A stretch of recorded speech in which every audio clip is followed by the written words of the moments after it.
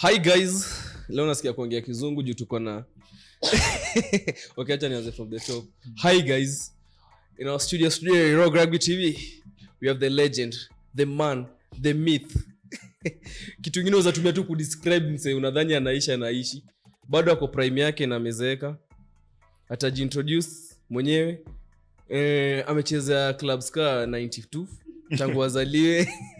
Na bado amesaliti like kila kitu Kenya rugby amekuwa. Time ya Mwangi Muthee akiresign alikuwa bado sasa tena mwana Sasha akiresign. Shida maybe inaweza kuwa yeye. Shida inaweza kuwa yeye. Akatoka Kenya akaenda Uganda akapeleka mashida huko pia.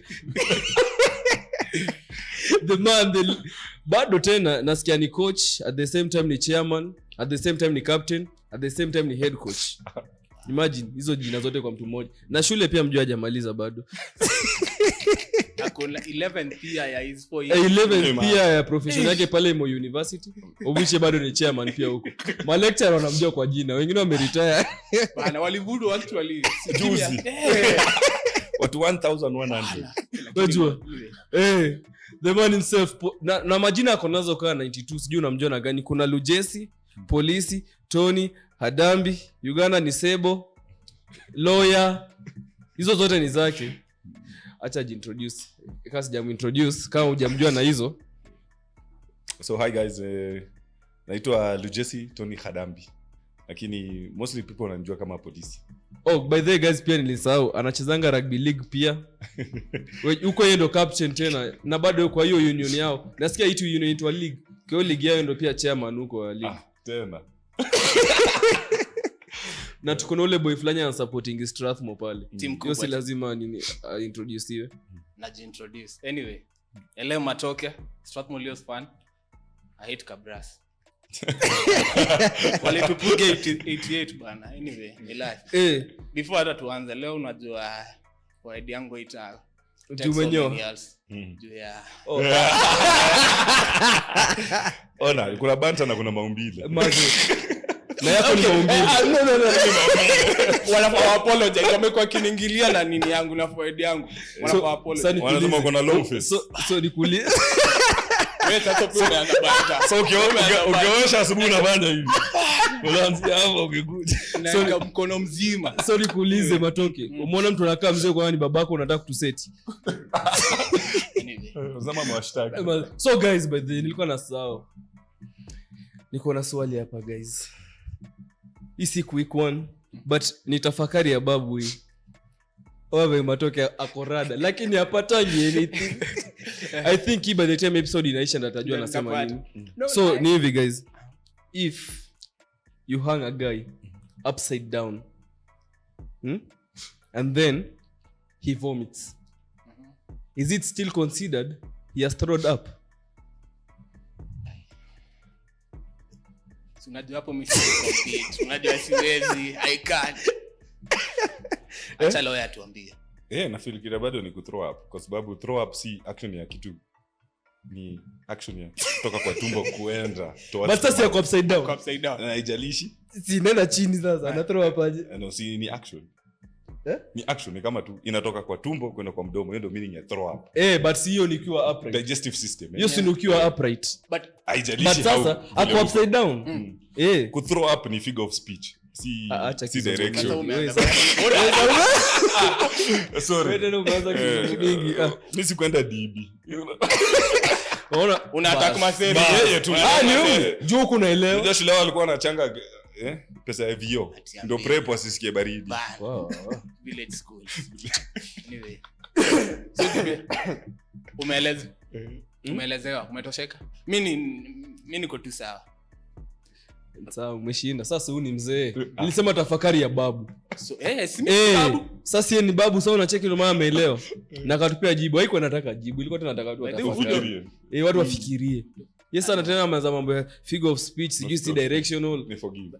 Na huyu ndio the oldest nini guest make one. Wow. Na the longest playing Gen Z player in Kenya. Record 2. Tana niko Gen Z. Actions zako ndo zinakuweka hapo. Ndio watu wa age yako tena. Wana reasoning design fulani. Hata unajua tu. Mambo ni mengi. So, moving fast forward. Just the other day tumeona hapo chairman wetu Sasha Mutai resigns. Alexander Sasha Mutai resigns as the Kenya Rugby Union chairman. What do you have to say about that? Shame resign. Nitasema nini? Sasa tunataka kile kitungu yako hapo. Do you think it was the best move for him? Like I resign. Ama maybe angetulia. Truthfully, I feel that was his best move. His best move. But was it right? No, it wasn't. Why not? Yeah, because I feel one thing mimi nitakwambia, something my father used to tell me so much. Ananiambianga kwa hii dunia ukireason tu wewe peke yako ndio kana akili timamu.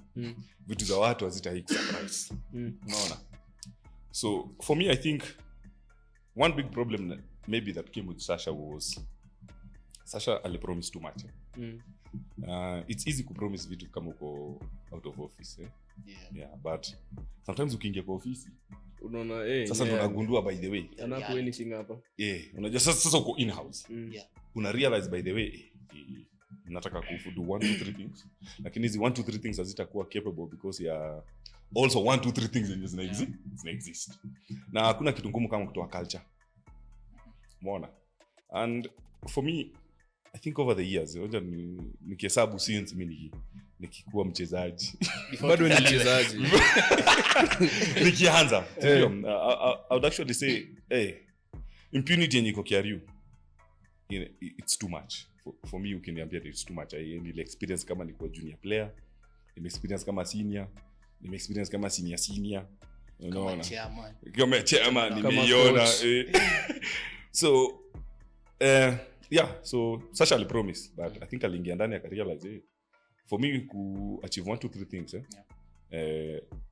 lazima nifanye 1 2 3 things. So for him I think his main focus akiingia was first to do with corruption, which you can't of which though ukiangalia most basis of every time when accused of something he always comes up with this narrative of there are 1 2 3 people doing this, 1 2 3 people doing that, people body fighting this, ndio. So aliingia kwa hiyo narrative sana. I think at some point akavoget kudu job yake tena kama chairman. Okay, but alikuwa hapo before kama VC director. I believe ni kitambo. But unajua vitu zile ilikuwa hata bado na nywele msi. Bado ulikuwa na hiyo time alikuwa VC, ulikuwa na hairline. Ilikuwa buda. Ulikuwa unapangata kuweka dread. Nini happen? Waliniambia ni hame. Anyway, but si alikuwa anajua vitu ziko hapo ndani. Yeah, but unaweza count those almost a decade before. Yeah, a whole decade. Exchange. But hiyo decade, hiyo time alikuwa hapo, hiyo time kuna wasi walikuwa body hiyo time na bado kwa hadi sasa. Yes. Wako. Yeah, the cancer. And I believe it can be and I think one of the problem is also constitution ya KRU in terms of governance. Inasema vitu kama let me say wewe unaweza serve kiti for 8 years, ndio? But ukivai for another position unaweza serve for another 8 years. Sure. Wow. 16. That's you see how it goes. So utaanzia director wenda VC. And also nikikuwa director wa let me say example, nikuwa director wa women's, ndio? Nikimaliza 8 years I can vie for another seat for director. So unaweza kuwa director wa development. Unaweza kuwa director wa kila kitu. Yes. Wow. Because it's not the same seat. The constitution just says you're not supposed to be on the same seat. So also for semester I'm not sure whether it covers all directors or ukikuwa director unaweza no. So I think most of them who start kama director alafu maybe unataka unakuwa secgen ama una decide unakuwa tena wako na mapost hapo sijui mahonorary ndio mahonorary na hapo tu. Kama juzi nilikuwa naangalia niona wako na director of development, wako na director of women, wako na director of women na development. Na kuna wengine wameongeza tena juzi. Unaona committee ya women tena. Nimesema tena juzi. Unaona? Useless kama tu women rep. Then post zingine hata make sense. Because me I believe sometimes and I think that is the number one incompetence but that comes down with those KRU. Too many people doing the same job does not constitute to efficiency. You know, if World Rugby naeka women and development same category, sindio? So sisi mbona tunaweza separate? In fact kuna 3 posts standing for the same thing, for development. So what are we doing? In fact hata KRU sioni mahali hata hawana hata hata ungekuwa hata na director of coaching. Hiyo ina make sense. Ina make sense. Because uko na director of coaching ata make sure hizi coaching plans zenye tunafanya na machesco na manini zitakuwa more effective. You know which office to go. So now unataka coaching, unaenda director of development. Kama yuko tena noma. So way forward for me ni simple. Same monkey same trees, unaona. So tukate miti na tuwe monkey. For me ukiniuliza mimi hata sikuona, sijui maybe Sasha aliresign kwa sababu aliona hakuna kitu atajua. Umeona, na ungeangalia room by the way ilikuwa hostile. Watu walikuwa wamejituma kuji. In fact mbona anasema watu kulikuwa tu na 4 individuals wanaongea tu meeting yote. Ilifika mahali paka nikawauliza kwani nyinyi ndio mnatudisaidia? Kila kitu ni yao. Oh my, watu wamalizi nationwide. Hiyo meeting ili run for all 6 hours.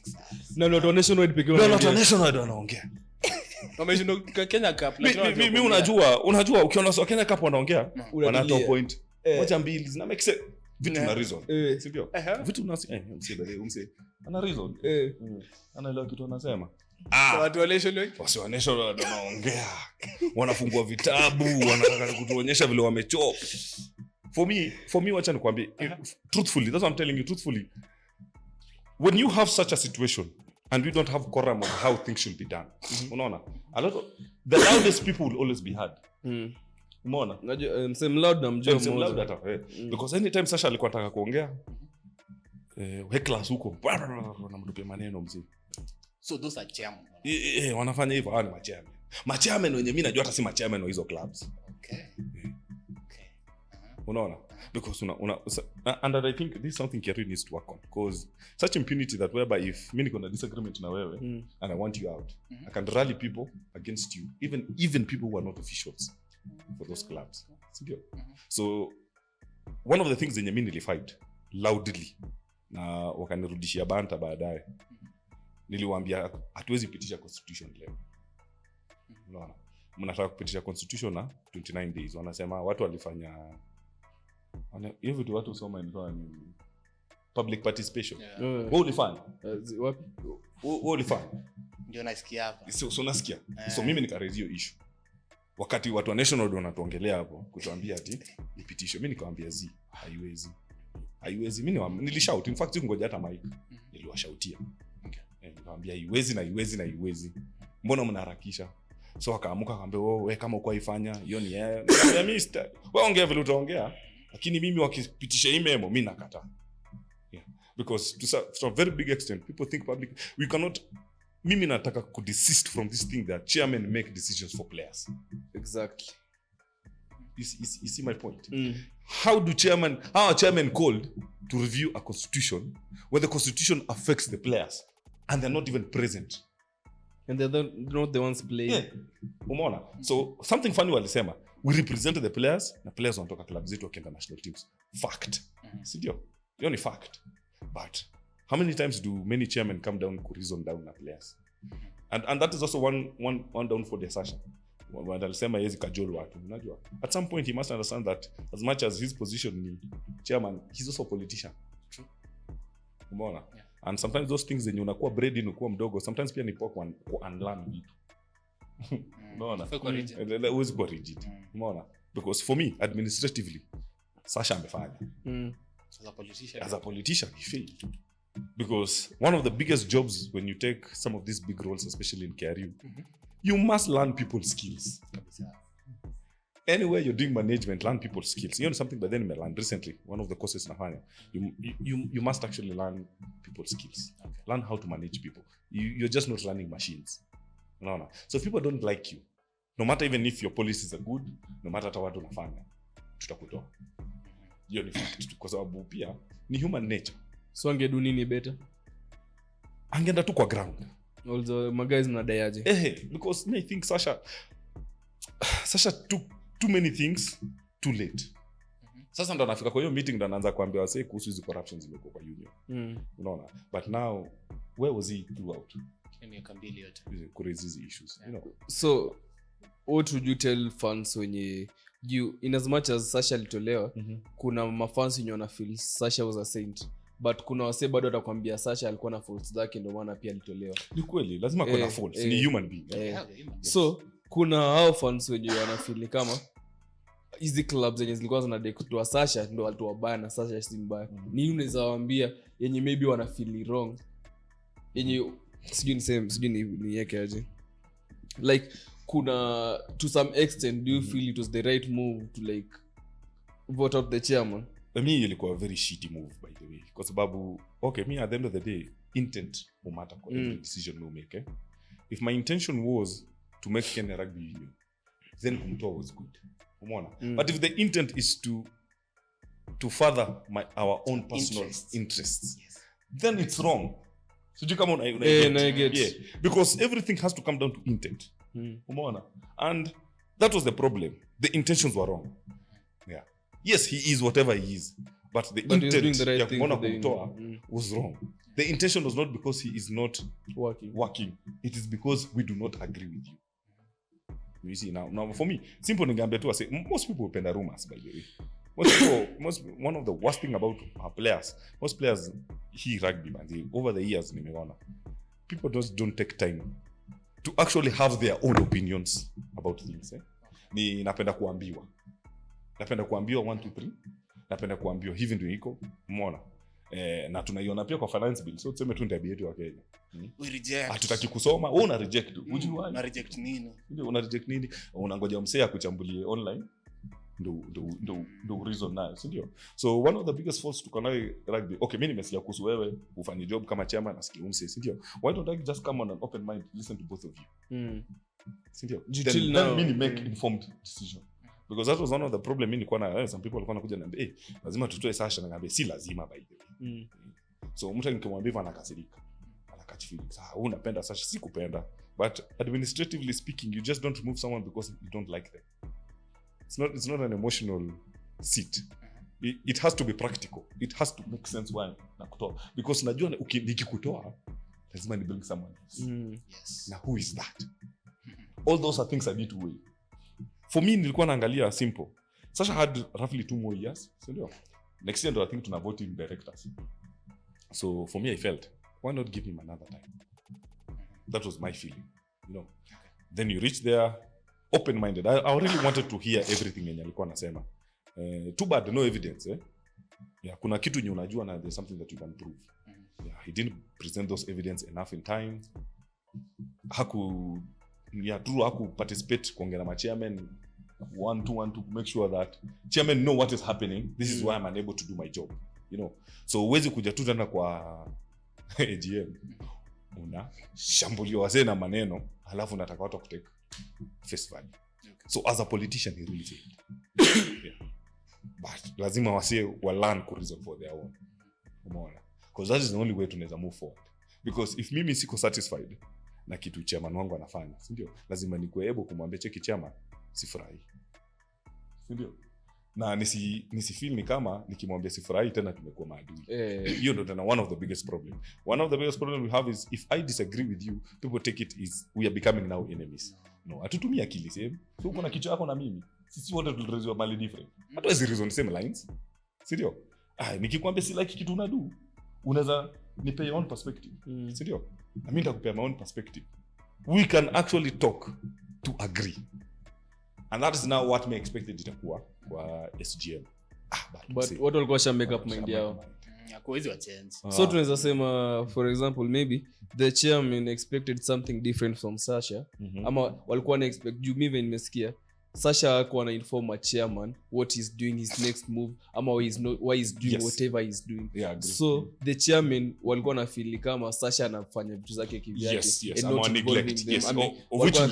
Which ni true. So alikuwa na feel neglected. Na maybe I think wanasema once or twice they told him but he still didn't do anything about it. So maybe that's why the chairman wenye mimi najua walimrusha nje. So our nationwide mimi sijui story yao.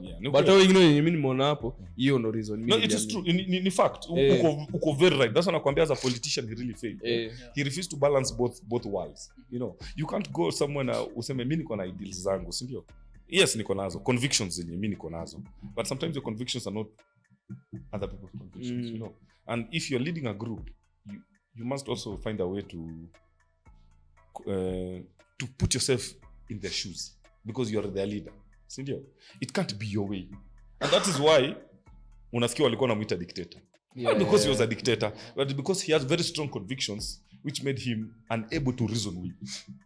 It's his way or no way. Exactly. Na sasa haiwezi work hivyo. Umeona? So chairman felt unloved, uninvolved, na wakaacha. Nikatu nalitoa tu policy by the law kitu representative wa Elas alisema na nilibambika sana. One of the things he said he was what he expected Sasha aseme was what will rugby lose in case he leaves office. Umeona? That is something siku reason mpaka vile alisema but then anyway. Na Sasha akusema anything. The whole time defending himself, accusing others. You're not telling us what will lose if you go. Yeah. So uchupati reason ya kufanya ubaki hapa hivi. Exactly.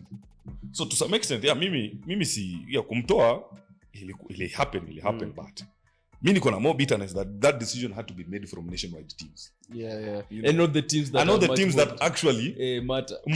Kama nikisema jina matter inakani kama na dharau. Juu hata mimi zimo yangu iko national. Hiyo ni fact. Sindio? But tuna contribute kiasi gani kwa Kenya Rugby? No, let's be realistic. Yeah, people will tell you about nationwide teams being development centers, being what, but when does development money get to nationwide? Yeah. You know, Kenya Cup works, ESS works. The introduction of championship killed the importance of nationwide. You see my point? Yeah. Because very rarely utapata all championship imekuwa made up na what percentage ya universities? Are you seeing? Yeah. Are universities not the top producers of players anywhere in the world? Yeah. So ni kama championship imekuwa varsity. Yeah, ni varsity side. Imekuwa varsity. Umeget point yangu. Yeah. So ukitoa championship, ukitoa tu universities. Championship imededi. Si league tena. Yeah. And you see, so those are the leagues that wanna participate. You know, the championship and the Kenya Cup have a lot to lose every year. You get it? National only become serious to Kenya playoffs.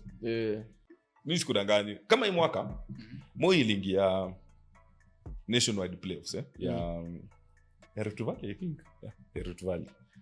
So that is roughly round of 16 hapo. But walicheza game 3 season mzima.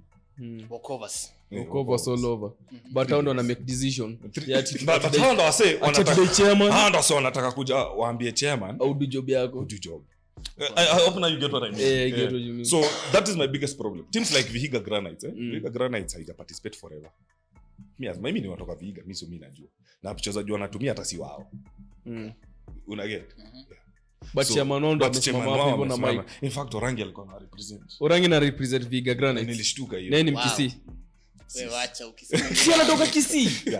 So sijui kama kwa management ama or not. Si rugby on the road ama tena si stadium. Mzee, sasa tunakushwa Unaleta confusion. Umeelewa sasa? So mimi nilishtuka nikasema maybe ana representatives zao. Unajua pia labda club ilifanya elections ujui hivi to happen. Sindio? So you look at such things. So teams that do not contribute too much to the KRU player development cannot be given too much say. You get it? And that is why hata kwa voting national gets one vote. It tells you its importance. So iko chini. Ni chairman tu moja anachaguliwa kwa moja, hawa kuna vote moja. Kenya Cup sides get 2. It was so bad that the Kenya Cup sides did not have the voice to speak against or for. Unaona? They could have either proposed or oppose, you know. But the problem is if the motion does not come from the top tier, the decision then becomes useless. It feels more personal. Umeona? But if Kenya Cup team stand and say but they atukutaki, matoki wewe atukudai kwa hiyo kitu. It makes sense because these people are directly now more involved with the union.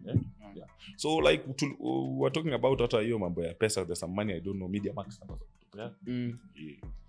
chairman wanasema ishuke tupewe kila mtu 10%. The 10% looks like 150,000. Unafanya nini 150k personal? No, kama management ya team. Wanakuanza masisa acha hiyo.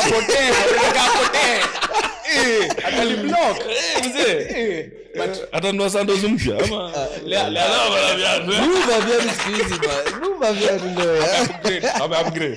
kuna msasa yeye anaongezewa maji Kenyatta pale KU pale KM pale kuna msasa anaongezewa maji akumbuki nani alimuinua kiatu ilienda cheki leo kuna tumecheki kuna hao mafans ka personally sa mimi sasa mimi na handle juu ya decision ya chairman wetu walimake na mimi ni player mimi sijui kitu ilikuwa ina happen ndio so napata ka leo tumepost club imepost story ya Madaraka Days something about Madaraka of playing then napata mtu amecomment anasema so nyinyi mnasema hapo Madaraka ya kucheza na chairman wenu alivote Sasha out ina look bad so niko like those are things najaribu kuambia no niko like we have lost touch with club management and that's why varsity sides apart from nyinyi guys do very well in terms of club management most club management in varsity sides wako very close na players most times utapata decision hairan bila players kujua nini na happen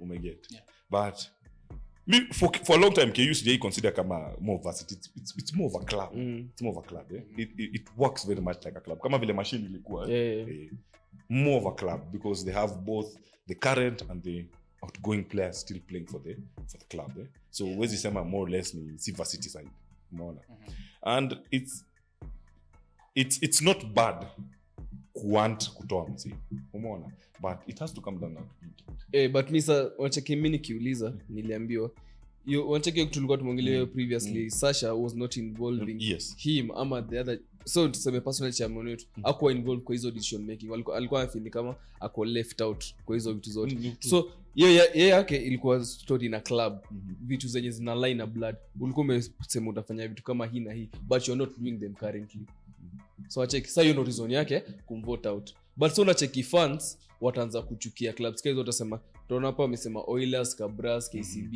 atizo clubs ni mbaya juu walikuwa wanataka Sasha nje nyinyi mnajua reason mbona chairman walikuwa wanataka nje amja take time ku consider hiyo fans wanatumia kitu yenye rumors wamesikia utapata kama pale rugby banta kitu orangi amepost ndio watu sasa watatumia watasikia hapo wataanza kusema hii ndio sasa tunawaka nayo venye tu alisema hao say loudest ndio watu wanawasikia na ndio wana spread rumors kweli na ina working hivyo mazi all the time inakuwa very difficult but there's sometimes to handle such situations and I mean I understand my fans but pia my fans pia ni mad ones jamani kweli wewe ni gani my fans pia ni mad ones ama mtoke simama unajua problem hii rugby pia my fans wetu tena ni watu hawezi simama kitu umeelewa if my fans wakiboycott tournament ndio union itakuwa force kuchange ama itakuwa force sita change but watakam unajua mimi siwezi boycott game club wakiniambia leo tunaenda Kisumu unatua nishapack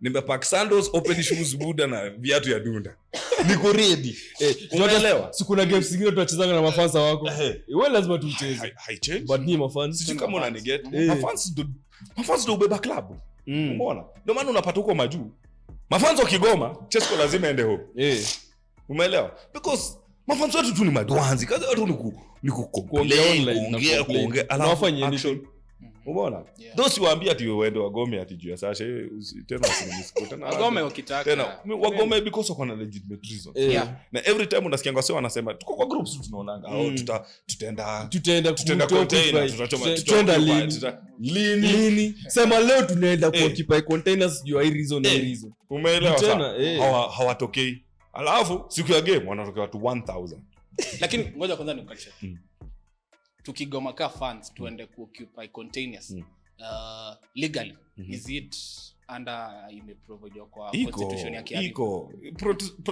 protest ni legal in the country shida tu ni wengine tena unajua shida tena union kwa Kibera unaona hapo tena upande wazee tena wameingia hapo buda mamawe tena matia gazeti tuanze kuteseka na ochi diko hapo tena ochi bikidani unaona wasoanze kuiba drinks unaona hii mentality ya wazee but for me I believe there are other legal ways we can use we have a sports tribunal unaona we have a way whereby we can also write to the ministry to tell them man to go unsatisfied na federation yetu or union yetu so many channels so many avenues so tseme today like when you hear happen currently clubs are fed up with the union players are fed up with the union fans are fed up with the union what's the other way forward because tukiangalia so tuseme for example mimi sijaka rugby sana Nani mzee?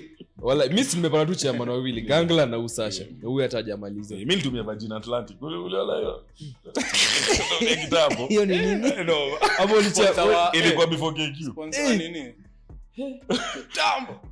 so mi tangu ningie rugby Gangla mi obvious mi sikusikia kitu yote alifanya mi time mimi nimeingia rugby ndio Kenya ilikuwa inashuka ilikuwa tulipigwa 80 na Portugal tukaanza kushuka ni wajana mimi ni wajuzi MC memory naiona tu siifikiri Kenya 7 ikashuka akina Nigeria walikuwa wanagoma ya vitu kama hizo Sasha akakam times at least nimeanza kujua rugby at least sasa nimepaka dai sasa Kijiti ya kiberiti wewe mbwa nani expose pale aliambiwa akipaka matope kwa nywele demo watampenda hiyo KU vibaya sana ngoja kwanza ulikuwa unaona na kaji mbaya wacha sikia kwanza nikutana unaniambia sikia kwanza nilikuja naye alikuja kanikoti polisi mimi ndo ice kaambe ngabe na nywele ni mbaya dia unajua ameniambiaje hii season nataka kulaunch itabidi tena hiyo kitu ngine tulie usiweke hiyo matope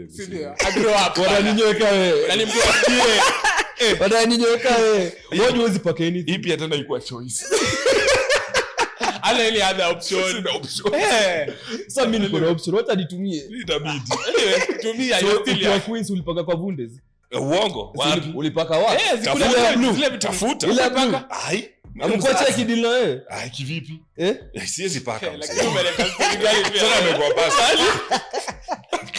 so hata nilikuwa nasema so time Sasha alikam mimi at least nimeona shujaa wenye walishuka walipanda wakaenda kwa status women rugby yenye iko na masponyo for the first time wakapata sponsor ndio mzuri ndio wakacheza hiyo challenger series wakamaliza wakashinda 2 na wakakuwa overall winners other than kama si world rugby wangepanda si ndio kitu kingine ya tatu Simbas ndio for the first time at least naona wamepatiwa kitu mwana KQ nimeona KQ amerudi hata kama ni ndege wametupea peke yake ndege ni expert ndege ni expert bana matoko ushipa na ndege nilikwambia jaribu ku experience feeling Kisiku na airport airstrip viga kwa airstrip wewe tuacha mambo ya endelea so unacheki tunatumia Kisumu so unacheki hizo ni vitu mimi nimeona under rain ya umse inazima za meiba venye wanasema meiba si mtu mzuri pia venye wanasema but nimeona hizi results but ile time ya Gangla hakukuwa na results lakini hawako hata kurusha chairman nje juu wote walikuwa na lishi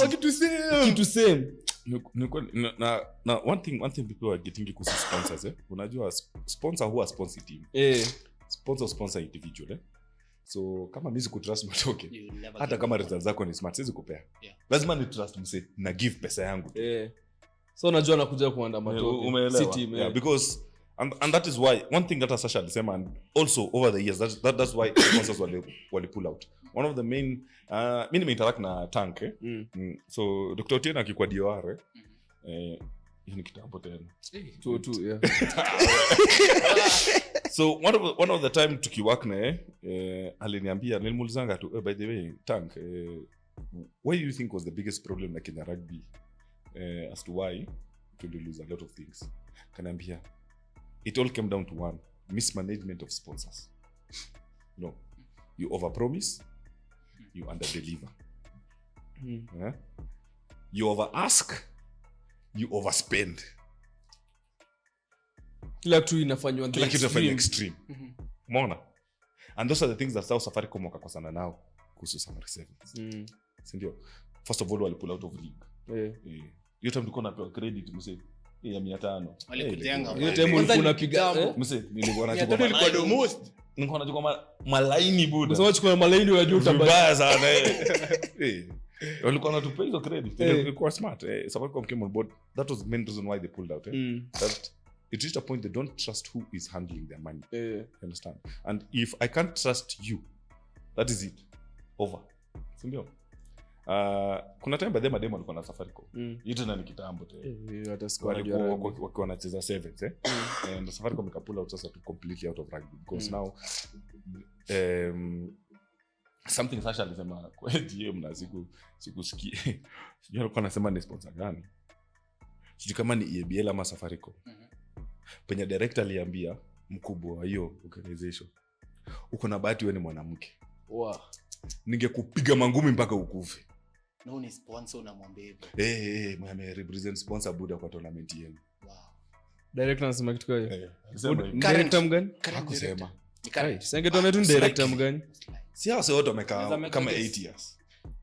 So ni current, tataka ni past, ni current. Walisema hivyo by the way. Mpaka nikasema wow. Ama Chamundo za ski story ama ni mimi peke yangu. Unajua labda yote wasikia. Sijui kama unaniget. Na kuget. Wewe imagine unaambia hivyo. Spawning. Ndio kweli. Of which BP anajua situation whereby wakati wa gangi, ndio. Gang like kwa chairman. Some situation really happened na EBL. Whereby waleta pesa ya Safari 7. Ndio mwaka Safari 7 ziko happen. Na mko ile advertise alafu wakaingia. Walisema walienda huko wakaongea Tusker haikutaka kusponsor, ndio. Lakini wakaongea so waka agree. So gang like wanapaswa kushow up meeting. Hii story pia mimi nilipewa. So acha nikushow. But you know umesema. Mimi ndo nasema. Kuna kitu inaitwa defamation. In a story. Okay. Ni sawa, but sawa, ili happen. Wakaenda. So msio kufika huko. Ya kushow up alituma agent wake. Sijui kama mmesikia stories za machema na kwa mama agents wao.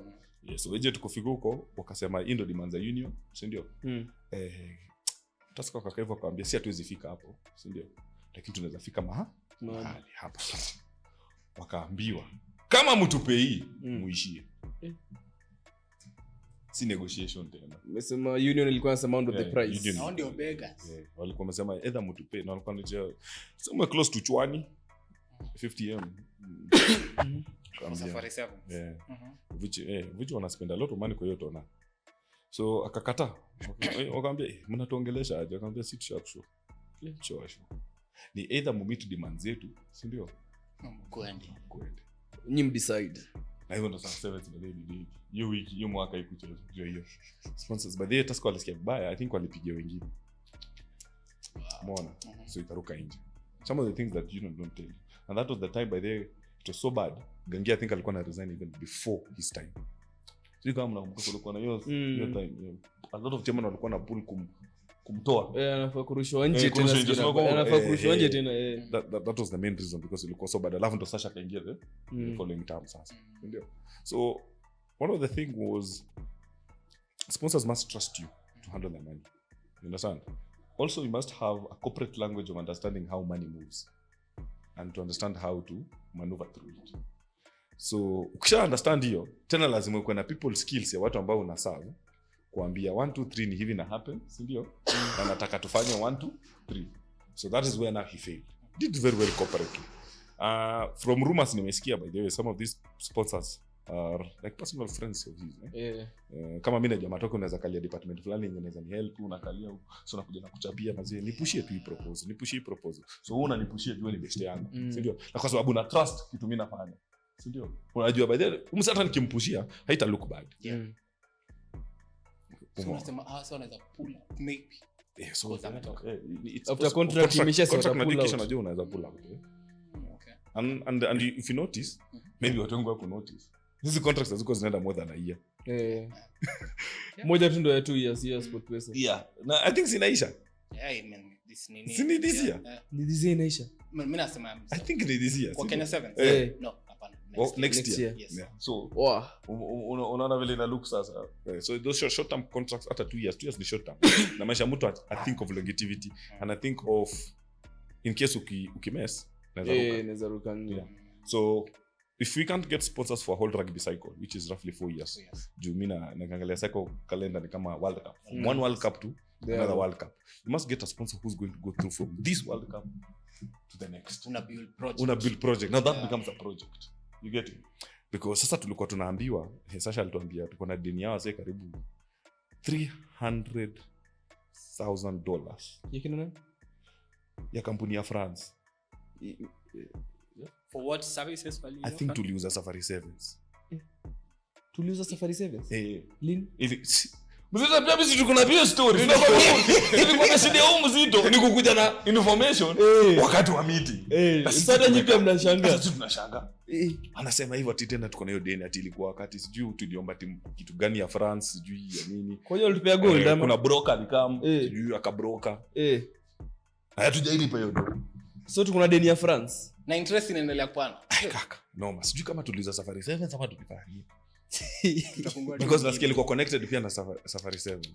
Wow. So tuko mbaya. Umeget. So one of the things Sasha alikuwa anasema kwa hiyo union ukweli hakuna mbongos. Na hii ndio tunaona hapa kaka. Hata mimi najiuliza hizo maswali. So kuna grants watu tunapewa na World Rugby. Yeah. Definitely. I think wali explain hiyo tunapewa. And I think that's why World Rugby pili tuma statement kusema about because unajua World Rugby kitupea sanctions hiyo pesa bado tumeganda. Anaweza tustopisha hata kucheza internationals. Hiyo walisema kwa hiyo letter it is possible. Walisema hiyo. So some of these repercussions mimi niliforesee because ili happen tena 2019. Many people were 2019 pia tulipewa sanctions. Hiyo niliona ukisema tulipewa sanctions kwa the World Rugby. History ya governance. Labda covid ilitusave. So ukiona World Rugby inaingilia issue at some point it must have been reoccurring too much. So in our effect. So mimi sponsors lazima ujue kuwabembeleza na lazima wako trust na doa yao. So hata sasa ukileta sponsor on board, the first thing kufanya ni nini? Kulipa madeni.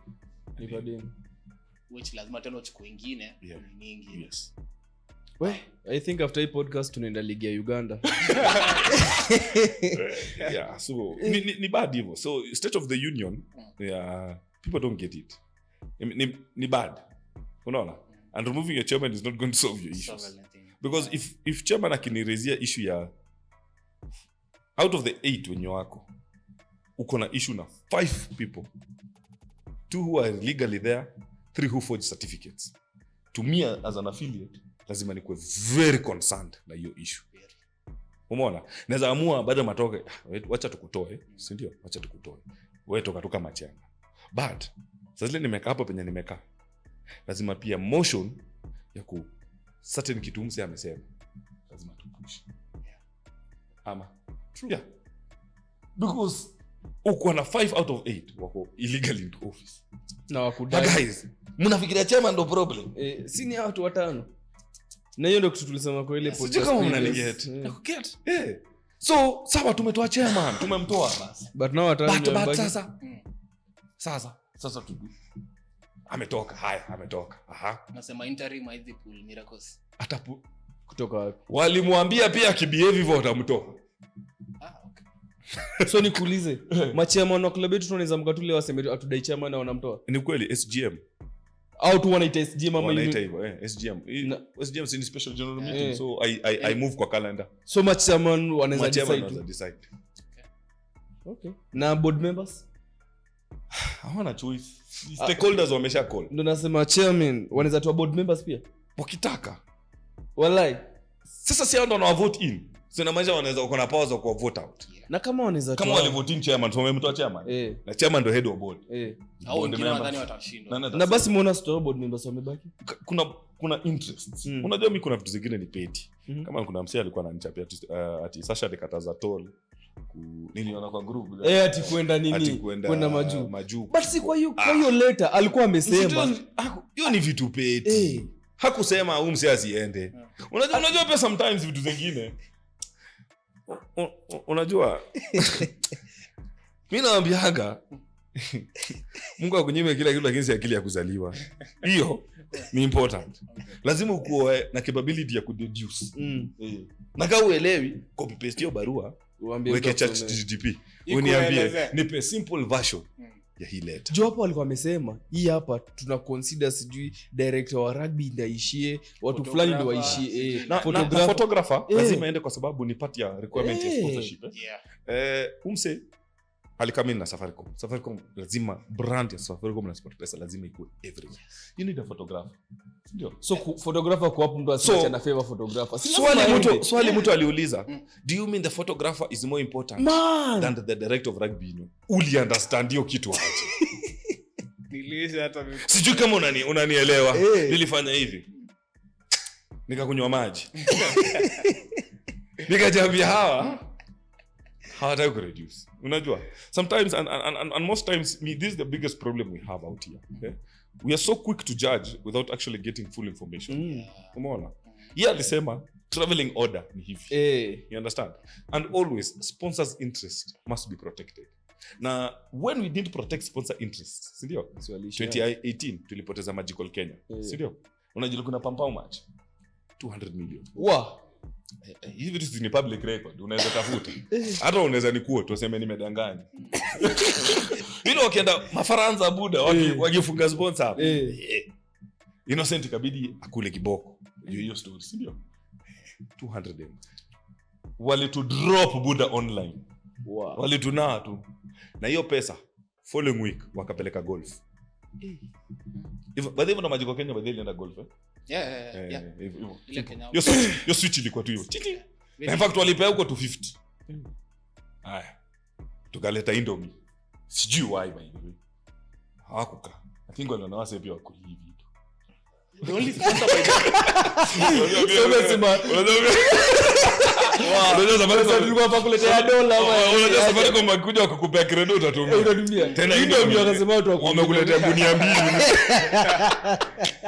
But the longest sponsor nimeona ni Tusker. Au nao wamekaanga. Tusker wanabaibia because ya bombe. Wanabaibia. Na ukicheck Tusker. Wacha nikwambie nini happened last year.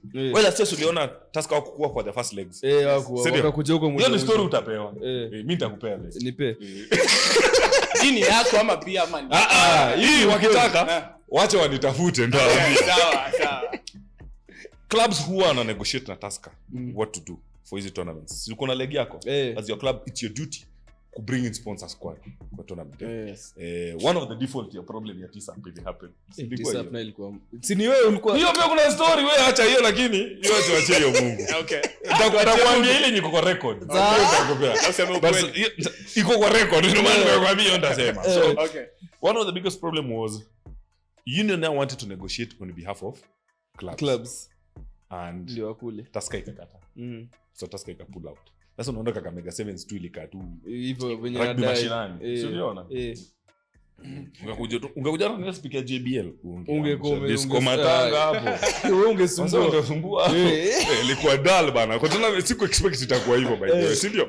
Yeah, so from there I think wali realize by the way iki tu imelook back. Si ndio? So that's why next ilikuwa Dala I think. Waka step up ndo wakakam. Tusker benefits so much from this because wanajua rugby na beer same pod. Pia uwezi ona violence kwa soba. Unajua pia unapoza. Wana watu wanagongana huko hivi. Kichwa chako sio. Kichwa. So at least Tusker wanajua what they're benefiting and that's why they can never miss sevens. Umeona? And they're doing a very good job. But they market, they give clubs money. There was I think the previous year year 2023.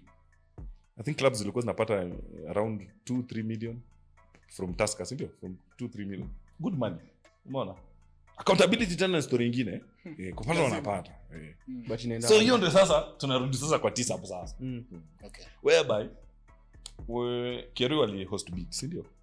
So bid ikatumwa na Eldoret RFC na bid ikatumwa na Moi University. Na notice pia they walikuwa na clock 100 years. So walikuwa na idai pia, sindio? So wakaambia so watu Eldoret. So nikuulize before endelee. TSAP mlifanya match fixing juu notice walikuwa na clock 100 years na wakashinda TSAP. Kaka. Sisi tulicheza baulo. Sijaona hardship kama hiyo ndani. Maneno tulipewa. TSAP. Moisi walikuwa Queens. Kings tulishuka diam. Ilikuwa wache hiyo wache. Tuachie hapo endelea story yako. So, how it went ni kama Eldoret RFC. Mbona nasema ni kama Eldoret RFC wali approach watu wa Kisumu kwa help kupush for the bid. Ndio. Ndio wapata. But for them to get this bid lazima wange merge na Moi. Ndio. So Moi tukamerge wakaenda through. Mimi hata sikuwa mimi nilijua story baadaye by the way. Ndio chairman. Mimi ni secretary. Wewe time secretary. Mimi sasa tu mimi kusikia tu. Mimi nafuatilia tu. Mimi nafuatilia tu story ya club. Haya. So umekaa huko. Kidogo unafika TSAP. na ndo sasa naanza kuwa involved nini na happen. So wakati tuliwin bid ilikuwa joint bid Eldoret RFC na Moi University. Wasunyo walipush bid walikuwa nataka doa yao. Si ndio? Haiku happen. So watu wa Kisumu wakapeleka watu Eldoret koti. Ukienda kwa court records utaipata. Ndio maana nakwambia niko kwa record. Ndio wakitaka kudeny iko on record, si ndio? So sponsors wakaget window it. This around your break ndio tulikuwa tutisa. Sasa imagine mmepeleka tournament hosts kukoti over issue. So do ikakuwa problem kutoka. Umeona? Because sponsor hizi taka nikupe hido, because tournament ni uanze kulipa koti. Unaona get ina look bad. So that's what happened to TISA, by the way. It was So mismanagement of sponsors on that area. Nikuambia tu mismanagement of sponsors, alafu trust between sponsors na wenye wana receive do. Umeona? So that's why TISA pilikani kama tena. Hiyo tournament ilikuwa. Mimi nimeorganize tournament hata Eldoret kuliko hiyo mzee. Hiyo tournament iko hata na viti. Bana. Grao ilikuwa. Grao kwanza ilikuwa na kwamba. Yeah, so ikakuwa tu hivyo. Walikuwa host last year, by the way, ndio ipelekwa Kakamega. Tena kuna story hapo. Ito naiko iende Kakamega. Nilikuwa tu irudi TISA. Lakini Kenya Cup teams wakasema hawataka kucheza TISA. Ndio. Sasa hapo na Kenya Cup teams wako na akili. Lakini kikuja kwa governance, hawana akili. Wame lost. Ndio. Matona wanataka kudecide. Lakini fate yao hawadai kudecide. Wanaachia nationwide. So sikape. Lakini it makes sense. Umeelewa? So kukataa ikakuwa ministry kasema wapeleka Kakamega kwa sababu babu ndo alikuwa home of sports. Ndio huko wakapromisiwa do. Magazi mlichoma parliament. Wakaanza kushuffle. Wakatupa babu nje. Tumefika Kakamega 7. Hakuna do. Ni ground. Umeona? Wow. So ilikuwa strategic move. Kenya strategy tena ikaungua. Umeona? Strategy ya yuko. That is why unaona wa host team waka. So unaona sasa wamepea mtu mwingine abi. Jua kuna do. Ya kuhost yao. Understand? I hope I get sasa what I mean. Yeah. So that tournament is supposed to be a development tournament. Umeona? So kupeleka Kakamega also for me was very unethical. Because wana developing. Juko already kuna kuna kila kitu na already kuna Dela Sevens. Umeona? So wako na hiyo, wako na Prince. Kuna so many regions, tournaments hiyo region wako need kuipeleka huko, ndio. So wakapeleka ka backfire, things zikakubali. Umeona? So union's problem ni governance. We sort this out. Everything else just falls in place. Ni nini unaweza ambia fans? Chairman, players. Nani wengine nimesijataja hapo, coaches, referees, physio. Hata mafisio itabidi wa improve kwa strapping. Tena tuwezi enda tona tena tuambie strapping imeisha. Mazi strapping atuwe go hard. Kwani ujuko na players wangapi? Usikia ati trainings una training hivyo. Ati. Mbona unataka kucheza? Ati tena nicheze. Lakini mbona kama mna train hivyo mbona mtaki? Training si serious. But hiyo niliulizia swali wakati nilikuwa injury, niliuliza hiyo swali physio wangu. Makatia kaniambia the reason why tuna encourage watu to train without strapping is so that your rehabilitation still goes on, so that's how you strengthen it. Okay. But ukiendelea ku strap in training, what you could have been strengthened haiku strengthened because now unatumia strapping kama nini kama kijiti inakuwa clutch. It becomes your own clutch. Now strapping now becomes a problem for you. Ndio maana wale maplayer ile team hapo ni exactly. Okay. Sino kweli strap training by the way strap unaingia tu unapewa tu yako. Na hiyo one of the biggest problem train without it so that you strengthen what needs to be strengthened. Okay, umeelewa? So kama uko na shida ya joint, watch your joint work because that's the only way inarudi. Alafu kishatoka kama ni game, if need be, mimi na believe strapping ni ya confidence. Inakupa tu confidence. Seti na wengine ni swag. Wala ni kuko ama tu luku tu. Ndio anagaduka tape kutoka hapa because unaona wengine wanafunga hapa alafu wanachora msalaba. Ama andika jina mokoro wake na demu yake. Hawawezi kusave. Huko ndani. Mokoro wako mtaani hata nyumba. Kama ni kaka hawawezi kusave kaka. Ati for my baby. Ama for mom. Kuna mzee anajua alia kamanzi yake. Alafu aliuza. Alafu anaipiga munju. hata gods of rugby wanakuambia haiwezi. So ujatuambia ni nini? So meaning advice hivi simple. For me chairman, chairman. Angalia hiyo chairman tutawatumia hiyo. Chairman lazima mlan kuput interest ya game above our own. Na understand lazima ni chase glory yangu kama Chiamundes, si ndio? But man, for a long time tumekuwa tukiput our own interests.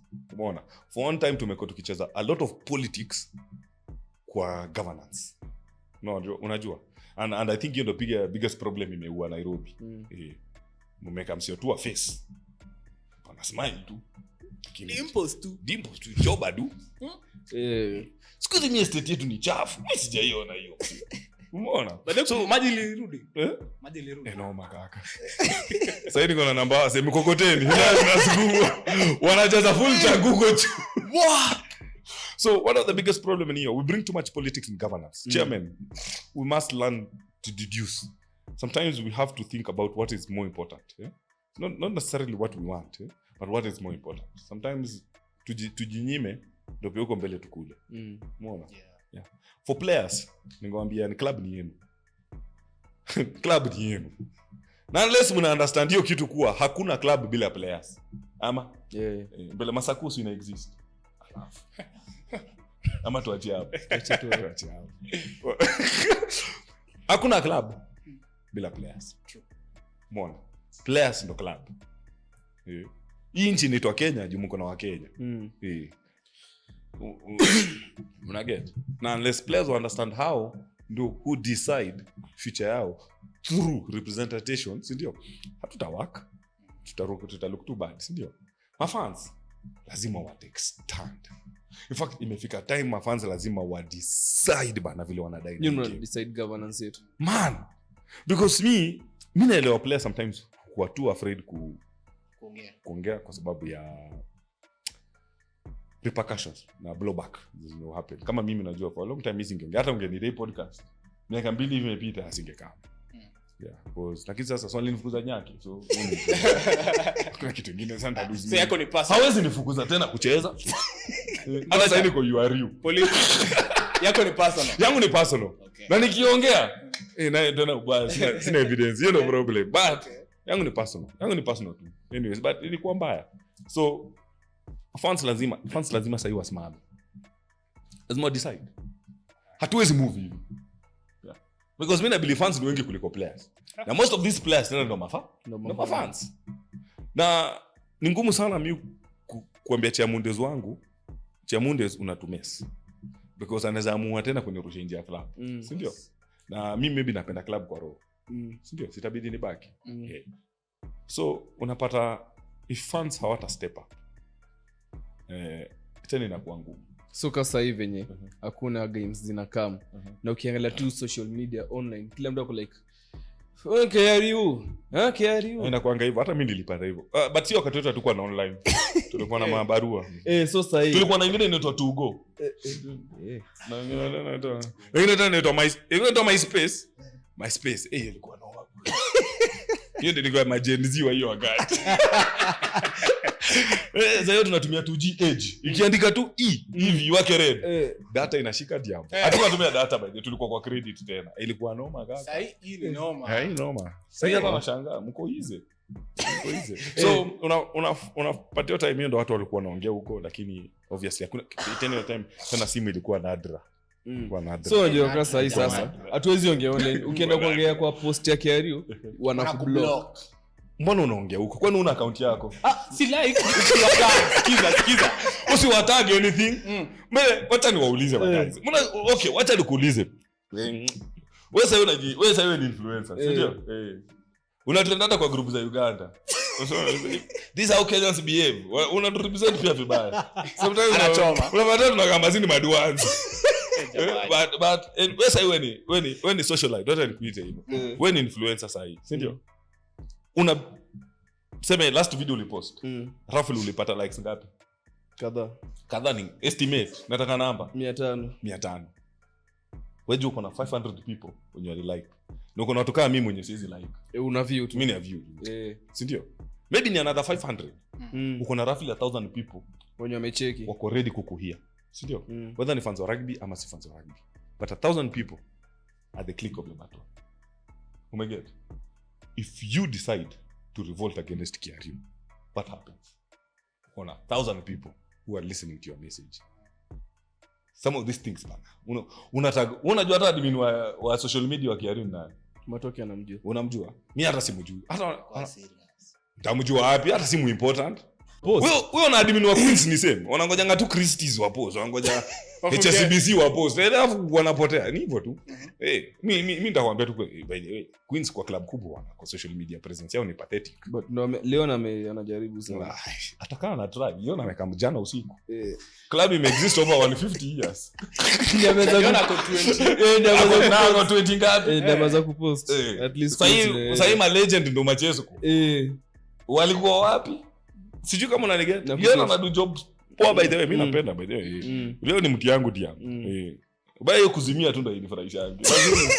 Ni mti yangu. Ananipeanga wasiwasi. Jamani, ni concussion inaruka. Sijui. Nampigianga kila mara after every game. Sasa acha nikwambie mimi Leon ni my favorite player Kenya Harlequins. Personally. Hata nashangaa mbona iko 7. Maze hata mimi. But sasa unajua ukionanga magame sometimes unaonanga anatinga anazimia. Analala hivi. Naona Leon shuali. Unapewa alsas. Hiki mata wewe simama. Alafu unaona anasimama tena. Uko una feel relieved.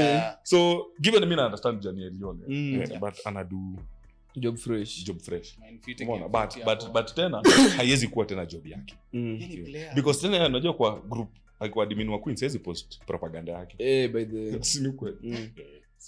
Kila mse hapa kuna social media. Sisi wote tukidecide. Sindio? Ama wadragi waligeti story wapi? Online. Si online. Na wakashow. By the kama kuna kitu nimenotice.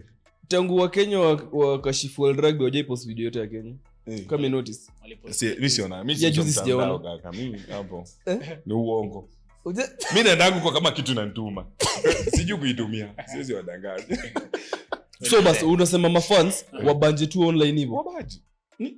Nini ita happen? Si ni hivyo tu. So kwa ground wasiishie.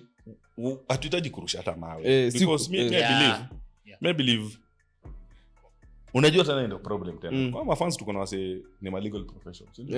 Kama unapenda hii game mbona usijitolee kufile suit against by the when lawyer. Mimi siwezi file. Sina hata practicing certificate. Lakini uko na mabeshte lawyer. Wananishika hivi shingo tena. Si kuna ule beshte yako niko na wengi diambo na. Ule lawyer fake ule mwenye alishinda makesi. Nasikia ndio. Usialikuwa boy yetu na umbe. Huo mzee ni crook mzee. But I guess kitu nasema. But may feel at some point ukiangalia okay, me sometimes me angalia governance yetu sometimes niko usiku hivi na do small research about governance na nini. What other nations are doing. And one thing they realize most countries ziko penye ziko because their fan base took actions. Umeelewa? Wakati chairman wa France Union alikuwa kwa scandals, ndio? Just before World Cup. French fans wali boycott kucheza. Wale boycott kwenda kwa games. Na unajua fans wakisha tweet wakisema to show up. Players wanapanda. So players inabidi waweke pressure kwa nani?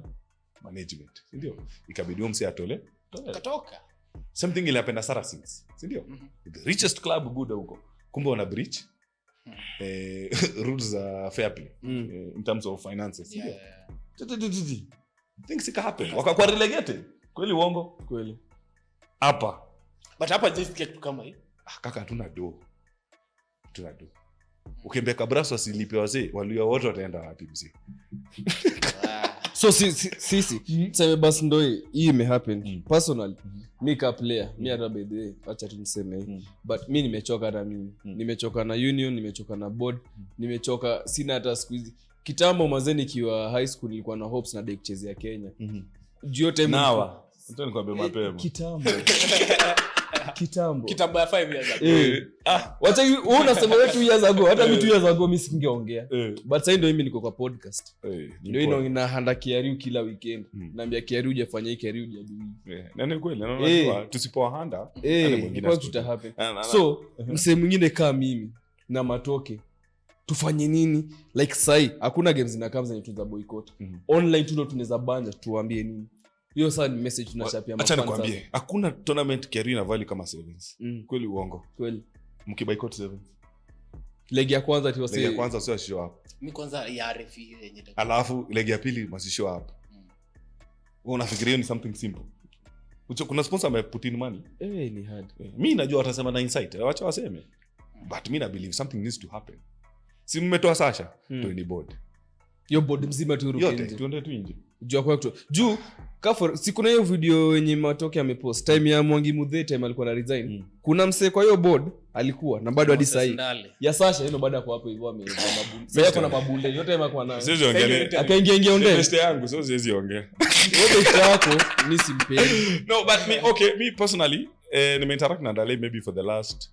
6 years labda ndo tuseme tumekuwa nimemjua poa so hata nilishtuka kwa hiyo picha by the way Dale alikuwa hapa sikujua so sijui alikuwa capacity gani but alikuwa hapo siwezi jua mimi nimemjua kama amekuwa vice chair ndio wakati mimi nimemjua you expect wasenyo amekuwa hapo for that long wanafaa kuwa kwani hujaiba enough hizo miaka zote ni ukweli lakini sasa unajua tena uwezi sema msee anaiba na una evidence ya msee anaiba but si anakuwa na mabunde huoni usiassume unajua unaona hizo assumptions ndio zinakuanga very risky because sasa ukianza kusema msee aliiba na uwezi prove tena una lose credibility basi tuseme tuseme hawajaiba basi tuseme hawawaka jua tuone exactly hawajadeli si tuwarushenje basi for me ndo nimekushow personally stand yangu ni tutoe board mzima vote again you guys na anybody mwenye maisimamia hiyo kiti tena asiwahi pewa tena na kitu kingine tena nizaongezea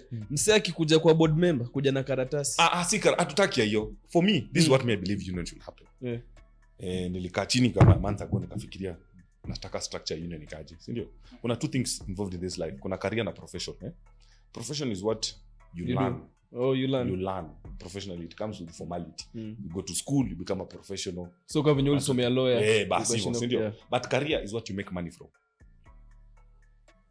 you understand sasa kama wewe uko na profession unafanya professional but hii ndio sasa career yako wameanza kukupea ka shilingi hivi ina maisha tunaenda kula nyama mimi nimechika tu but I hope na get what I mean so one of the biggest problem we are having people in the KRU who are doing it as a career na ifai kwa career bado ameishi hapo we are not having professionals sitting in those chairs sindio for one mimi ukiniuliza one for a treasurer you need a professional treasurer you don't need someone who knows rugby unajua pia ni wakati mwingine pia tunakuanga sijui tunafikirianga aje hatuhitaji mse anajua rugby kugovern you just need a proper management sindio you're talking about development sindio tunaongea about development KRU mko na course inaitwa PE kuna sport science kuna sports development ziko imekuwa there for years mbona wasenyo walifanya hizo courses ndio wasisimamia vitu kama development exactly are you getting because when mtu professionally amequalify kusimamia hiyo kitu si ndio you want to put an administrator for me that's why by then napenda the fact that Odero ako pale kama ni CEO nani Odera Paul si director of rugby CEO ni unasema Odundo sorry Tio one thing nimependa kitu Tio ako huko na Odera ndio si ndio those two by they qualify for those jobs because Odera mimi nimemwona kwa international schools amekuwa akiwrite programs za kudevelop because if you have the wrong DOR you have the wrong program for your rugby una understand hamwezi katu hapo msemo mwenye tu ako na knowledge ya rugby tu ati mse alicheza rugby kitambo anataka ku give back give back aenda give back mtaani alikuwa na club aenda give back hiyo club yake una understand so you need to put professionals. If you don't put professionals in these positions, you're going to have a problem. You understand? And that is why we're having people, manzi ulikuwa mnoma, ulisaidia Kenya Rugby, tukupe job. Those are what we are doing wrong. Umeona? Na ile kitu tunaambiwanga, no rugby players are learned, but ma rugby player wengi wasomi anything. Ni fact tu. Mimi nitakwambia, mimi nimeinteract na watu wengi hawakusoma. Sisi Kakamega tulimaliza watu ngapi? 18 hiyo mwaka. Watu 3 ndio tulienda university. Na ngapi mkamaliza university? Watu wanasema wa rugby wako. Sasa futa itakuwa kama watu wa rugby wako hivyo. Bado unajipata. Futa iko hivyo. So futa unajua futa ni worse. But unajua futa iko na pesa enough ku transition. Unaelewa? Me the most nimeipa kwa club I think nilikuwa Impala. Hiyo kati ya resolution. Kuna para karibu 1400 1500 hivi. Ndio the most. A week, month, day. A week. Ilikuwa na floss man. Kaka. Any story for another day. So, we need to put a board that understands governance. People who understand sports administration. People who understand sports and entertainment. We don't need to put people who were in rugby. Because they don't understand. Those are two different things. Me doesn't understand vile nilikuwa, sindio? But governance is another issue altogether. Umeona? And that's why we are failing. Because we are putting the same people through the same system, exchanging them from one seat to another expecting results. Leo likambele, leo kama mkaya hapa nyuma. Tutafanya aje? Venye Tomzi anafanya huko juu. For me, to how I say. That is the only way. For me, ukiniuliza, for me, this is what me I would say. Would rather stay without rugby for a whole year. Unaona? Afadhali world rugby watupe hizo sanctions, ndio? Lakini mi personally nikikaa hivi chini, sitaki next generation ipitie kitu mimi nilipitia. Uongo. For me, you're very wrong. Umeona? That is why mimi openly we speak against KRU. Openly. Wana ni hate kuihusu. Ili affect national team status zangu by the way, selections. Na kufuata. Kwa sababu mimi huwezi nidhulumu, ni kuforgive. Na kufuata. Nitakwambia tu kwa face umenikosea. Umeelewa? Many people wananizanga, mbona huko haicheza? Hiyo ndo sababu. Hata ile wakati wenye walikuwa na shida na wasio alipu ni mimi ndo niliwiso blow. Na nikawaambia ni mimi, wakanirusha nje. Ni hivyo tu. Mimi si believe watu kudhulumu wengine. Si ndio? Na unless sisi to stand. Because unless to boycott. Tukiboycott hizi vitu. This is the easiest way of dealing with impunity. Boycott. Hata mimi siwezi kuja kwa stadium Buda. Ati niko pale KRU msee nachezea stands. Bure. Pia mimi sichezi. Hata mimi ndakata kucheza. Yeah. There are not things we should ignore. Na sasa unajua ngori ni moja. Kuna chairman sasa wataambia hapa. Ni sawa wasiseme. Si podcast itaenda live. Itaenda live. Mtu tu yopato muweke tu. Hata wasione yote. Velocity walezi. Monte umesikia? Weke tu yopato. Weke tu yopato. Fans lazima wa step up or boycott. Players lazima to stand up against our chairman. If we want change, sisi ndo change. So tunataka kutoa Kasongo lakini hatuwezi clean club yetu nyiko na watu huko chini. Waseona hata security. Na unataka kutoa president. Wewe uko kichwa mzuri nini? Msee anatembea kama. Sasa anatembea kule hata umuonangi. Wewe msee muda tunakunyona uchama, anaweza mweke hata sumu adedi. Na unaogopa kumtoa. Unatafuta rudi. Alafu unataka kutoa msee mwenye hata unamwona tu kwa TV. Kwa realistic. Rugby needs change. It must start with us players deciding enough is enough. Lazima to change. Lazima to change management. Si ndio? Lazima to change constitution zetu za club. Si ndio? Lazima to step up. Napenda KRU na change constitution, si ndio? Ita go around, I think take time ku read. Na kama mko na maoni mto feel free. Na tuseme time union or board members uvai. Uwe inakuanga open to the public, tunajua au ndo wase na vibe. Yes, mnajuanga wase na vibe. Okay. So nataka. So whatever tu tena. I feel what kama mtu watoa. By the way nataka tu mtoke by the way. For me in fact me personally mimi nimechoka na back and forth hata mimi nimechoka. Imagine sijafika age ya mzae na nishachoka. So by the time nafika hapa mtu anifukuza Kenya ama na nimeanza tu sahi. Yeye ameanza this year 2 years ago angekuwa hapa. Mimi nimeanza kiwa in sprite. So matoke wetu nilishow. Wewe ndo bado mzito wetu wa social media. Wewe ndo influencer wetu wa X. Ujiongele. Wewe kwanza acha kwanza nikwambie. Hii content anaunda content yenye ana target watu. Hiyo unajua hiyo pia nahitaji sizi kuna hizo unadhani sijafikiria kuunda hizo vitu. But sasa sizi unda peke yangu. Sizi mimi nataka kuunda but naunda na nani? Watu wanaogopa kitu ya kwanza. Okay. Watu wanataka nimekwambia. Watu wanataka watu wazuri. Plus mimi nilikuwa najiambia aje, si kila mtu atacheza national team. So unapata hapo unaambia mtu mfanye kitu like unasema si kila mtu, ni watu wachache. Mbele ukiangalia squad, mimi najua watu less than 100 wamecheza national team in the last decade. Angalia. Si kila mtu atacheza national team. Ni watu 100 tu pekee yake. Club moja. Hata so odds ya wewe kucheza national team ni ngapi? Piga hesabu. So si kila mtu atacheza national team. Plus mujiambia kama ilikuwa nicheze national team nitacheza. But saa time sichezi. Acha tu niwaambie ukweli. Juu mimi sitaki kuona hiyo national team sikutaienda. Alafu hizi vitu ndo bado zina happen. Kuna kitu nimeona jana imetweetiwa. Okay, Kolo, wewe ndo ulitweet. Nabiso na retweet. Ametweet hapa akasema by the way, hapa hivi social media kila mtu hapa anasema rumors na hiyo si the actual story. Actually happen. Then akasema vitu ni half told. Alafu unajua nanya kamulizaje? Dimango XX akamulizaje. So wewe hapo unatuambia hizi vitu ni half told. Si tuambie full story. Alafu yeye anasemaje? Hata mimi sijui story. Hawezi ongea. Basi mbona unatuambia ni half story? Kama unatuambia full. So mse yako union. Si yako union. Na ni old boy in fact wa Moi. Na ni wa Mwamba. Na Mwamba imeanguka. In fact Muki niuliza, one of the biggest problems we are having is we don't have this old club stepping up. Come on, everybody wants to protect their interest. Everyone protects their persons. Sidio? But like nimewambia, hakuna time clubs ita rise. Sawa, tusitarajie hiyo. The only way we need to boycott games. We need to stop attending their games. We stop attending the games means we are stop buying their narrative. Now they'll have to listen. They'll have to listen. But the chairman, because surely tunadu nini? Mimi ukweli tunadu nini? Tunafanya mpaka when? Mbele mi game by then nimecheza sasa ni mwaka gani? 18 years. Nimemaliza sasa 18 years. Si 30. Nasema hii game. Sasa bwaga game. Bado kuna yenye bado umeishi. Because mimi nilianza kucheza hii game 206. Ukizaliwa na alikuwa anaanza kucheza 1 after nimezaliwa. Haiwezi.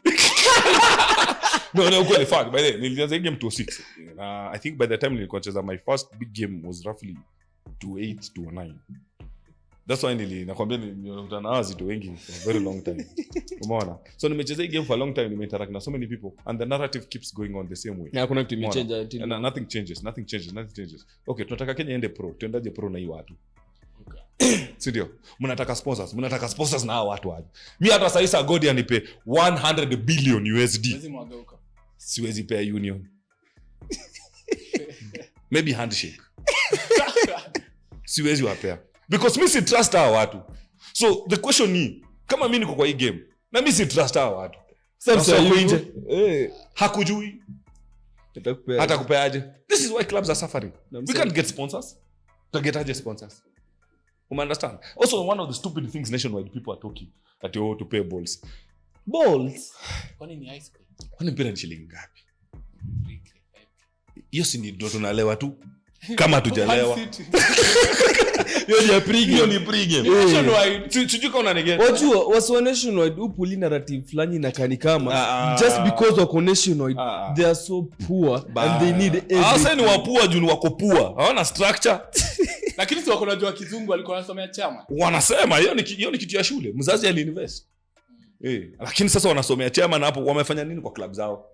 Mimi by then nilifeel very irritated that kwa hii kitu ni nationwide mimi nakwambia wasi wangapi? Wasi 4. Waliongea meeting mzima 6 hours, 4 people. Mike haitaki kuwapita. Hivyo wameifuata huko nyuma wanaenda. Hivi anabelewa kuko nayo. Kwa nini wakisi wanataka tu kuongea? Wanaweza kuwa. but I hope una get kitu na mimi. Yeah. Because we stand down. Me to some extent na sit down najiuliza. Tunadu what? Ni tunadu. Because our chairman ndio alitoa Sasha, the same chairman wali forget mambo ya board. Now the same people mnatarajia watavote same people next year. Na mind gani? Same wenye walitumia. Fans lazima step up. For me I believe hope yetu ni fans. Ni sawa, governance ni mbaya. Hiyo hatuwezi avoid. Hatunaweza avoid juu hata atuwadai hapo tunadai kuwatoa. Na mafans mlisikia venye Mzaya amesema. It's good to heed to your parents. To your elders. Wasema kitu Mzaya ameona akiwa amekaa. Matoke. Hata upande DTB building. Ama ni GTC. Hawezi cheki. Mtu ameanza kucheza rugby 206. Imagine 26 ulikuwa wapi? Ni jana. Jana wapi? Walikuwa president asha pass. Hiyo time Ruto alikuwa ameparara na uza kuku. Hapo hapa kwa MP Eldoret. Victor Sudi alikuwa anauza kuku pia. Sudi hakuwa anajua anything. So mumsikiza akisema ameona the same people hapo hivyo hadi saa hii. Yeah. Jamani. Na kuna wacheki wanasemanga acha tu nimesahau hiyo kitu. So kuna kitu kingine. Freedom of speech. Expression. Niyo endelea. Ndakuwa chief some point. Freedom of expression. So mzee bado usema Kenya kuna freedom of speech but haukui guaranteed freedom after speech. But sasa kwa hii union yetu uta-comment kwa post ya union useme by the way sijapenda venye hii video ameedit ama hii video sijui imefanyaje, unakulwa block. Juu ya opinion yako jamani. Ama hatufai kuwa na opinion kwa hii union. Basi tutenda league. Tutenda rugby league. Unafikiria huko ndo better? Example. Ni wase wa union ni walichoka union. Sisi tunaenda kusaidia na watu wamechoka. Tunaenda huko tena tunaharibu huko pia. Huko bado haja block mtu. Ama mbona KRL wameblock mtu? But ukiangalia union unablokiwa di Facebook. Mmoja ameblokiwa Facebook. Mimi hata Facebook situmiangi. Bado nasikia mtu ameblokiwa Facebook. Alifanya nini kwani? Alicomment. Watu walianza kutumia Facebook. Nyinyi mnatumia mimi sisi. Okay. Juu alicomment akasema by the ilikuwa hiyo time ya under 17 wakiselect hizo teams, so wanasema so hii ndio team inaenda kuchezea Kenya under 17 ama ndio team. Akasema aje by the ni guys mmetupostia tu team but process ya kuselect ama player amja to show anything. Nifanye in the dark. Wenye wamekuwa kitrain amja to show. Same way sijui kama mnajua Morans wana train Africa Sevens. Ndashtukia tu ameishia. So hiyo ndio swali tu aliuliza kwa hiyo post. Kitu next haizi comment. Na hiyo hata hajasema kitu mbaya, ameuliza tu swali. Kitu kingine pale X tu umesema tu union mazejo umesauka text mbwa juu auto correct. Uka tu. Bana alikuwa anataka kusema mbwa. Auto correct unajua venye umezoea kutusiana na msee. So ulikuwa unataka kusema maybe marbles. Anyway. Ika autocorrect kaandika mbwa unakuliwa block. So ni nini mnataka? Mkiongeleshwa mnasema tunaonea. Mkifanywa nini unablokiwa. So are you guys perfect? Perfect kweli. Sijui kama get you. Yona nimeget. Umesema ni perfect. No one is perfect. Hakuna msako perfect but mkiambiwa anything mnadhani mnakuwa attacked. Niyo ka hiyo time siamko na posting video kwa nini za Shujaa until tukwambia ndo mkaanza kupost video. No, ni mentality tu. Unajua acha nikwambie unajua hapo sijui kama si kwetu naonanga kwetu sasa chief apendangi wase wamesoma. No. Sio wanasoma wanaweza mwambie check hiki tunafanya ni wrong. Una understand? Same way tu na KRU. If you have people with poor mindset, mentality, unaona, people who actually like quenching themselves into power. They believe ukimshow nime disagree na nilikuwa nasema si ati juu tuna disagree na maisha tunakuwa hivyo ndo sawa naona. Unaona? Na hiyo ndo biggest problem wako nayo. Na mi union hii mnanishangaza. Mi by the way wacha nikwambie unaona most times I think sisi pia tunatake tu kitu very joking. I think at some point union pia unapaswa kutuambia and this is the same thing that was hata na vizuri aliraise tu jana. When Sasha was brought up about your story ya kuappoint team manager Kenya Sevens alafu team manager akafanya ile kitu bado makosa kangukia Sasha sio? Wakauliza uliappoint mseaje, which process was used, unajua procurement process nini kafanya chairman alilook bad because chairman ilibidi aseme ni mimi nilidecide. But sasa pia mimi nitakuja hapa niulize hiyo swali, nani aliappoint hiyo committee yenye kwanza inasimamia constitution ya KRU? Walitumia process gani? Kweli it make sense. 2, nani aliappoint admin wa media? Mimi najua hiyo si post tuna vote. Ama hapo nani alikuvote? Nani aliwavote? Nani aliwapea hapo? Nani aliappoint our secretaries? Was there a competitive process? What about other employees of union? How did they get those posts? walipewa. So since tunataka kutoka about governance na tunataka kuwa Sasha because aliappointiwa, sindio? Why don't you just go down to the root? Who appointed these niggas there? Hey, who appointed these guys there? So watateta juu Sasha aliappoint mtu but hao wengine pia waliappointiwa. Yeah, but that's how hiyo ndo union. But hawako happy kwa sababu ni Sasha alifanya. Sijui kama unaniget. Na kuget. So tuko na watu wana handle these accounts, sindio? These are faceless people. It means if anything goes wrong, no other person apart from the KRU can identify them. Sindio? But this is a public office. These people, we must know their names. Pata tunapasa kujua mpaka wachakwao ni wapi. Vile tunajua za MPs. Bele umsaki decide kuenda penye anaenda, I decide kupost any content about the union, any content. Sindio? You know, KRU itakuwa liable for whatever content inakuwa posted. Sindio? Akisla KRU ikisla clubs, KRU watahepa. Are they under contract? Imagine how many sensitive documents they have to go through. Sindio? Are they under contract of secrecy? Are they unaelewa vitu kama hizo? Protect the copyrights za KRU. It's ways the way the people think, the ideas that come there. Unajua lazima uprotect copyrights zako. Are these people under contract? No. If they are, who gave them the contract? How did they get these jobs? So maana nimekuambia, tukitaka ku clean KRU, lazima tu clean. Wasa watu wanzi ule uchi. Haiwezi awe ni wa queens. Yone mse wangu. Ukigusa hapo unaguza mlima. Nimemjua forever. Na wewe hapo forever. Amepia amekaa hapo miaka. Hata ukiwa Impala ulikuwa unamcheki. Mbaya. Na lazima nikune mgote. So for me it is simple. Namwambia when we are talking about cleaning the union, yeah, we are to talk about watu kama hao pia wahuni hao. Wahuni hao. Sasa watu wako kublock. Lakini unapaswa kuwa na ego fragile kiasi gani? Maze. That kwa mtu akicomment anything negative about you, una block. Na si wewe ni account ya union. Yes, wewe unasikia uchungu. Bana. Huko ndungwa BCG. Natuko ukika hivi. Maze. Una feel una need love. Bwana umse bana hapana. So kwa account yako private? Hapana. And that's one of the biggest problem with most clubs or something. Criticism is not bad. It is the way we move forward. Hello. It's the way we govern. Amen. Because if I don't criticize you, most likely huta improve. Sindio? I'm just telling you because I'm disagreeing with you. Doesn't mean that hata Queens ilikuanga hivyo kitambo. Ndio akatoka social media. By the way. Hata mimi nimekuwa kwa situations whereby mimi na disagree na Chesco wangu. Sindio? Hatu agree kwa strategy. Sindio? Haimaanishi mimi na Chesco tunataka ku lose game. Sindio? Yeah. Just because nime disagree na yeye. Haimaanishi ati sasa mimi nataka to lose, yeye anataka to win. Mimi pia nataka ku win. Sindio? Lakini haiwezi win bila mimi. But pia mimi niko na right kumwambia Chesco, way yako haiwork. Sindio? Let's try 1 2 3 things.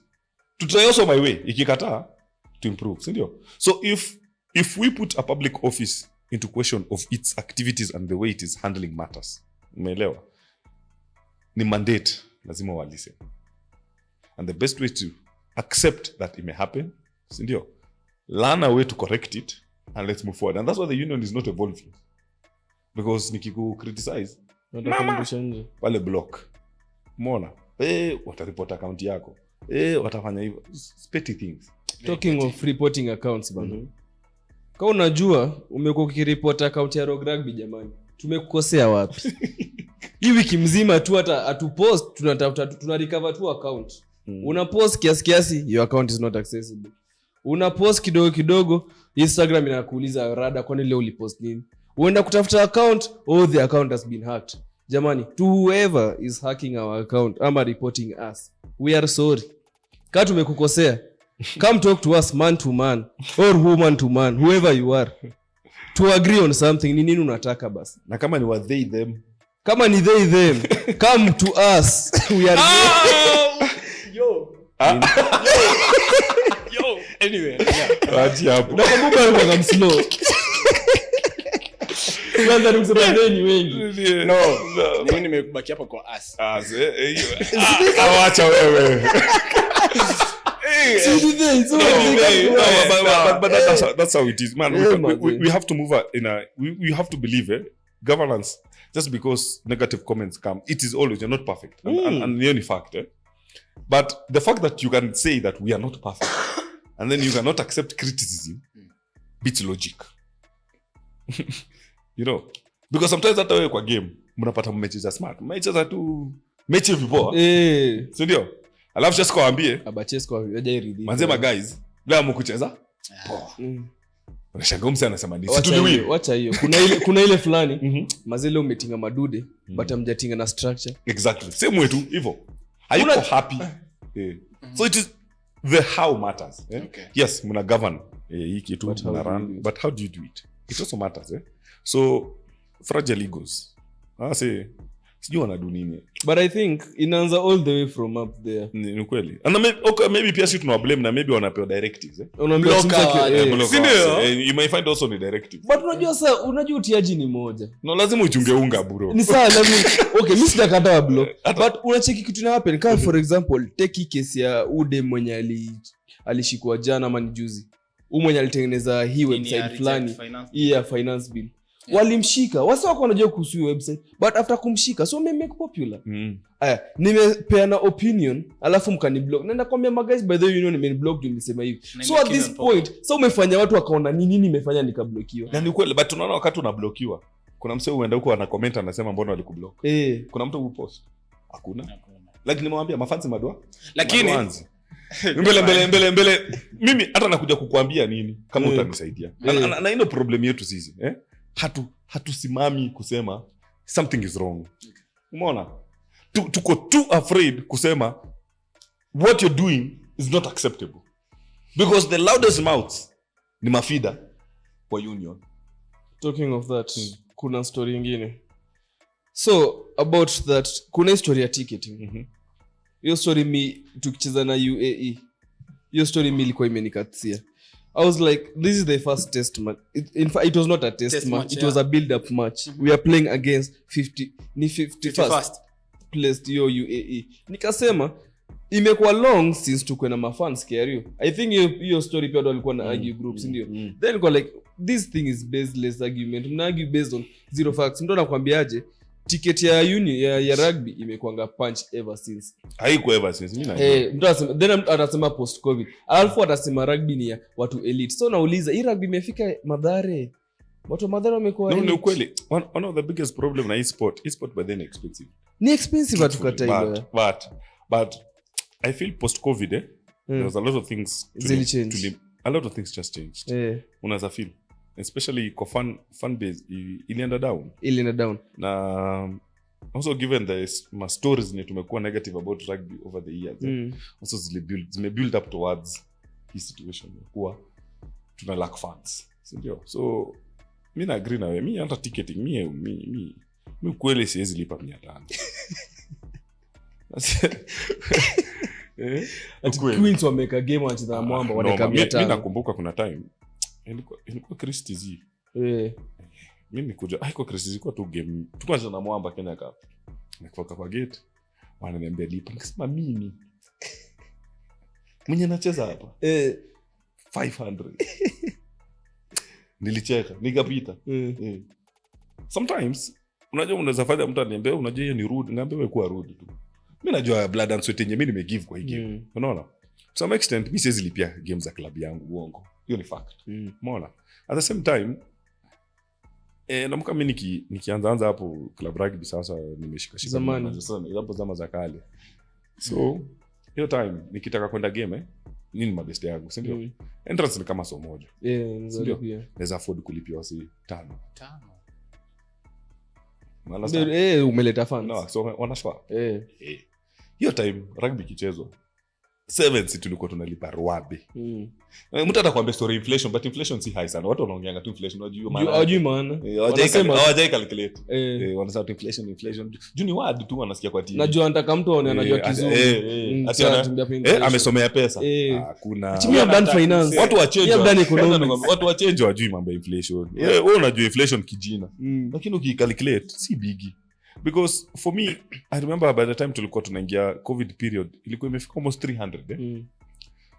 For me, I believe after hapo, things got worse. Ukweli tu, si ndio? So everybody is rebuilding, apart from Kenya Rugby. hata saa hii ticket za FC na Gor Mahia hazijapanda 100 ama hata siku ni mbaya ile sasa tunataka kupigana wataweka ruabe ndo warudishwa tu wataingia bana kama unaniget but ukiniuliza mimi ni fan wa FC kufa kupona familia yetu in fact sisi ni watu wa FC Leopard ni tabu support team nyingine but sasa sisi ni watu mimi nimefuatilia history ya hii FC ndio FC by them jeshinda league usianze story just saying it's a fact it's on paper okay so yes. Umesema alafu you are losers nisikuone Western tuko na Shabana anyway okay so one of the biggest problem that happens ni you find FC and Gor build their base okay people talk about football already has fans but fans don't just appear Shabana walitoa wapi fans Kisi haiwezi kuwa tu wakisi wote tu waliamuka tu siku moja wakasema tu support nini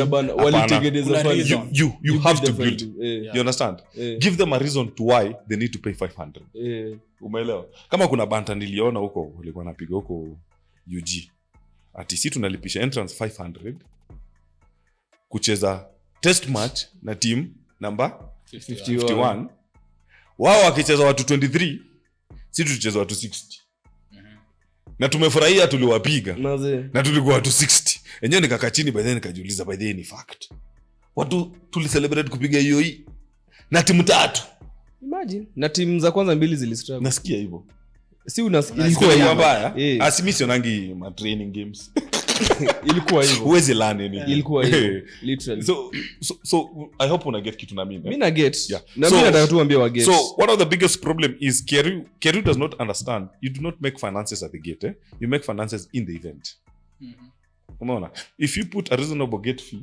sindio and then you control merchandising and food and everything in there you make more money umeelewa tunaweza kuweka kwa hiyo board haiwezi tena inataka umri kwani hujafika anoma ai mimi ni young at umekaka kimfupa tu but I hope una get so me this how I looked at it because one of the biggest problems that's when I kwambia we need professionals someone who understands sports and entertainment someone who understands sports and management you need to understand how events are run you know you don't put high ticketing and then you also don't control what is in there uko na nyuma watu wengine difference unaona so this is what happens if me was KRU and I want to make money as KRU if they decide to take vending rights you understand of everything tutakuwa nayo wengi si ndio and it's the problem why you find we jazi ya nyake mara mwisho uliona jazi ya nyake ikiuzwa ni wapi online si ni online unajua watu wengi wa trust online hiyo tu ni fact mangu vile zinafanana na vile zinauzwa ni tofauti si ndio but ukienda KRU don't advertise their merchandise hata wana merchandise hapo kwa container I'm not even sure kama whatever tu wako nayo hata sijui unaelewa so one of the biggest problem also with KRU it's the marketing department si ndio wako nayo hata maybe wako nayo it's just very the way they just handle these things inaonyesha wana professionals ni watu amateur that wana run club it is why someone will tell you mimi nitakubali ikwe 500 si ndio atasema na ata-insist alafu okay fans watatokea si ndio but you see the problem what you don't get most of these fans are not coming for rugby and that is why how my fans wenye wataki kuja rugby wakati hakuna sherehe the turnout becomes ugly because we are not building interest for the game we are building interest for the after party pause tu hapo hii inaendea mzito chanchino unasema umesema unataka watoto wa Strath leo wacha tu ni wataka ana kizungu mingi mimi sina kizungu ni ukweli anasema ati to bring back the fan base we need to commercialize it ati in that other than the rugby alone we are supposed to bring other things that bring the fans to the game so msea look forward to the sherehe after the game basi mbona nisikuja after game niende sherehe that's the same question people ask because and funny people when people talk about commercialization people don't forgetting that the first intent is to promote the game that is the main reason why we should have it I'm supposed to watch this game ikianza ndo ni enjoy all the way hiyo sherehe inafaa kuwa sa by the way unapenda hii game si ati hiyo sherehe ndio imenitoa kejani ati nimekuja kupiga sherehe and most people don't get that and that's what something football is doing better than us okay wako na after party kama ile FC tunapiganga drums Hiyo ndo after party. hiyo ni pre party alafu by then nakwanga free kwa tuna mechi tuna confirm alafu alafu kisha tena tuna so people show up for the game na they show up even before the game begins. Understand? There is a reason why people show up for that game. Because the culture that has been built is the game has been made beautiful. Hata kuna mtu alisema ati ufai kucompare football na rugby. Unapaswa ni mtu mmoja. Unapaswa the same si sport. It's the same sport. Lawyer, hata usiende mbali. Wanasema ufai kucompare football na rugby. Tuseme watasema this level. Angalia high school. So ulikuwa unaweza compare rugby na football. Yeah, ni kweli. In fact mimi acha nikwambie. Na zote zilikuwa zinaleta. Wakati tulikuwa Kakamega. Rugby na football ilikuwa na almost equal fan base around Kakamega. Kuko na futa mwanja zitajaa hivi. Kwa na rugby kutakuwa na hivi. But it always came down to how we involved the community to the sport. Okay. Understand? Because me zamani Ngong Road, by the way ungeenda Ngong Road was packed 24/7. Umeona? Entrance was good, was cheap, sindio? Vending was being done nice. Security was being offered. People hatukuwa na wasiwasi ya kuibiwa, sindio? Alafu unapata people are coming now for the game. People really want to watch. People want to see people play. Umeelewa? But nowadays watu wanakuja kuanzia 2. Actually, yeah. Is it not one game? See my point sasa. Watu wanaanza kuja kuanzia after 2. So when you're talking about promoting the game, what are you promoting? The sherehe. Una promote sherehe. Taska na bia. Look at every KRU Sevens poster. Dallas Sevens. There will be 1 2 3 5 wasanii. Mimi sioni wachezaji. Sasa mimi nani watoka atakuwa anacheza leo. Realistic, sio? Come ticket. We don't see anything concerning rugby. Na watu watakuwa Sunday today. So unasikia Dallas Sevens today after party. Dallas Sevens, Taska, Dallas Sevens. Kutakuwa na show mzito fulani anakuja. Dallas Sevens. Calligraph na show up. So watu wana shop juu ya calligraph, People are not showing up because of the game. And that is now where KRU is doing wrong. You understand? We are not building interest for the game. There is no interest for the game. And this comes down to the same thing I'm telling. We need professionals who understand sports management and sports and entertainment. Wajua niuliza hiyo swali, unakumbuka jibu tulipewa? Sijui kama unaweza waambia jibu tulipewa. Wewe waambie. Ukumbuki. Tuliuliza mbona unaika ticket punch bali ya kuweka threesome. Kaambia kitu moja. Kitu ya kwanza alisema ilikuwa gani? Alisema times zimechange. Times gani? Na sumona director ni bado ni ule. Ama time gani? Kitu ya pili alisema mafans washanormalize kulipa punch. Yes. Kuna wale mafans wenye washazoea kulipa hiyo punch na tunajaribu kuwa retain na hiyo punch. Na usijui ku lower the status of rugby. Na kitu kingine tutakuwa tuna lower the status of rugby. Hiyo status quo. Wacha kivile chanchi wasema rugby ni for the elite. Hivyo sana. No, ni hivyo. Mimi nakuelewa kitu unasema. Ni sawa ni hivyo. Hivyo ndo alinijibu. But it makes sense. Si usikie. Endelea tu. Nikamwambia akasema hivyo nikamwangalia na hiyo uzee. Sawa okay. Sasa ushasema hivyo. Nikamuuliza, so nyinyi mnataka tu ku maintain our fans mko nao wenyewe wanajua hiyo status quo wenyewe rugby ni punch. Hiyo ndio kitu mnataka peke. Akasema of course we want new fans. Kwa mwanzo mtawapata je mkike. Mimi kati ko ni punch. Naweza ambia msee ati leo kama ndio tu watch game. Hata msupango wenyewe tuende game ambia mimi sina punch. Mimi mwenyewe naingia na Rogue Rugby. Sasa mimi nitakuingiza aje? Kwambia mazee siku ndapata punch tutaenda game. Yes sana nadhani ati mimi sije kumpeleka game. Kumbe ni punch ndo sina. Ni ukweli. Chani kingioko ndani venda kasi haizi kula vitu za mtu wa dawa. Na acha nikwambie and that's the thing nakwambia. Unajua umesema ni mzae. Lakini nataka ujue pia wajinga uzeeka. Sawa. One thing na many people me would do. If you believe msee ati juni mzee akona wisdom. Because wajinga wakufangi at 20 si pia wanaishi kwanza hao bulonga nao ndo zao naongea na let me tell you something. I remember during those days tukicheza our biggest fan base came from campuses. Understand? And that's the truth. There are no idle people like students. Tell them it's a fact. Ona matoki games hata Kipkeno alienda jana. Wacha mchezo. Nilienda kama media practitioner. I was there working. I didn't go as a fan. Yes. But you do have a point. But you get my point. Yes. If because me remember that time tulikuwa tunakaa hivi tukasema mambo alikuwa anachezea pale penye walifukuzwa. Relo ilikuwa big but the Kabeberi used to be huge. Kabeberi Christies. Because your fan base unaona UN hapo. Packed.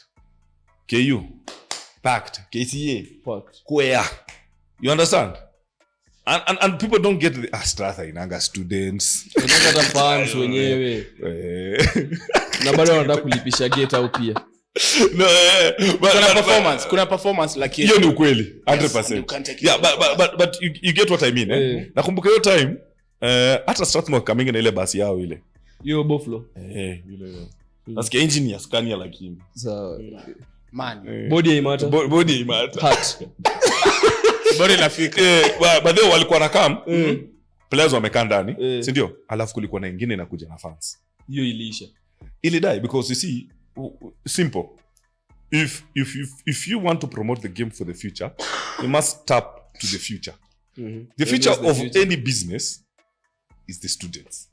The future of any sports is the young men. Mbona uongea uko social media naweza kuwa SMM wako Mimi niko unaniambia hizi vitu mimi na type vitu mimi social media na nilemea diambu siwezi sio kama na kwa social media manager wako yake kwanza moja ile ya kuna nini fulani ya nyaki alikuwa bana amepost fulani labda yuko kutoa DP mimi sijui kutumia hiki tena wacha ki same thing unasema you know same thing nilikuwa namwambiaje sai biggest fan base ukiangalia teams zenye ziko Kenya Cup kuna 4 varsity teams ziko Kenya Cup ukiangalia championship imekuwa dominated na varsity side hata national yenye ilikuwa ya maklabu ni na Moizi bado ni varsity na nimasudia kwa huko na hao ndo fans wa game hao ndo wanataka kuja kuwatch game but mmewekea tiko ngapi mmewekea tiko tu watakula lunch no and you know na nakwambia there up on one of the biggest problems sisi tuko na unajua most people in this KRU si ndio this is an old generation that wants to do things their own way not I kuambiwa anything mtu anakuambia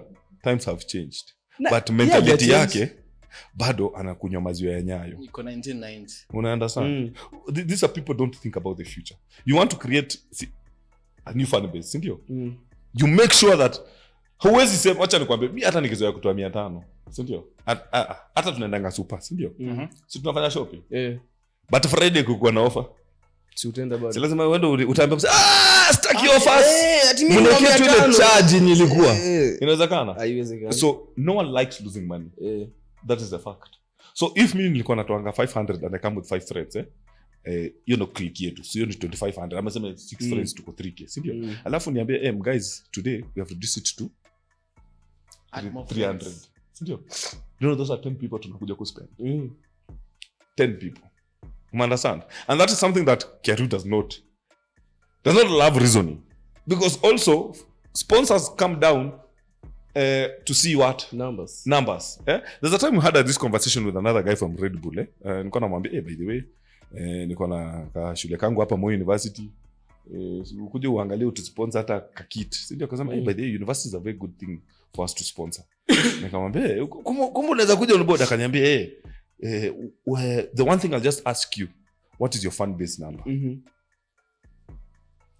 Nikapiga hesabu kaambia asini university watu tu tokea akasema by the way uko na point watu tokea, can you guarantee me 500 people nikuje ni sponsor for this weekend? Hiyo tena inakuwa itilafu juu tena moyo watu leo jambo wanasahau tena but anyways masomo inaendelea but still huwezi guarantee mtu 500 si ndio? So akaniambia that is one of the biggest problem because most sponsors wenye tunaweza work would like to work with universities because we understand that universities are the people wenye wanakuja na numbers. Fiber si ndio ndio walikuwa na sponsor Queens. Hiyo time tulikuwa na conversation now and they wanted to sponsor varsity league. Kuna proposal tuliput across to the union that more university wants to put a varsity league across si ndio? Himo imekuwa na ideas obviously wakai shut down si ndio? Obviously will shut down.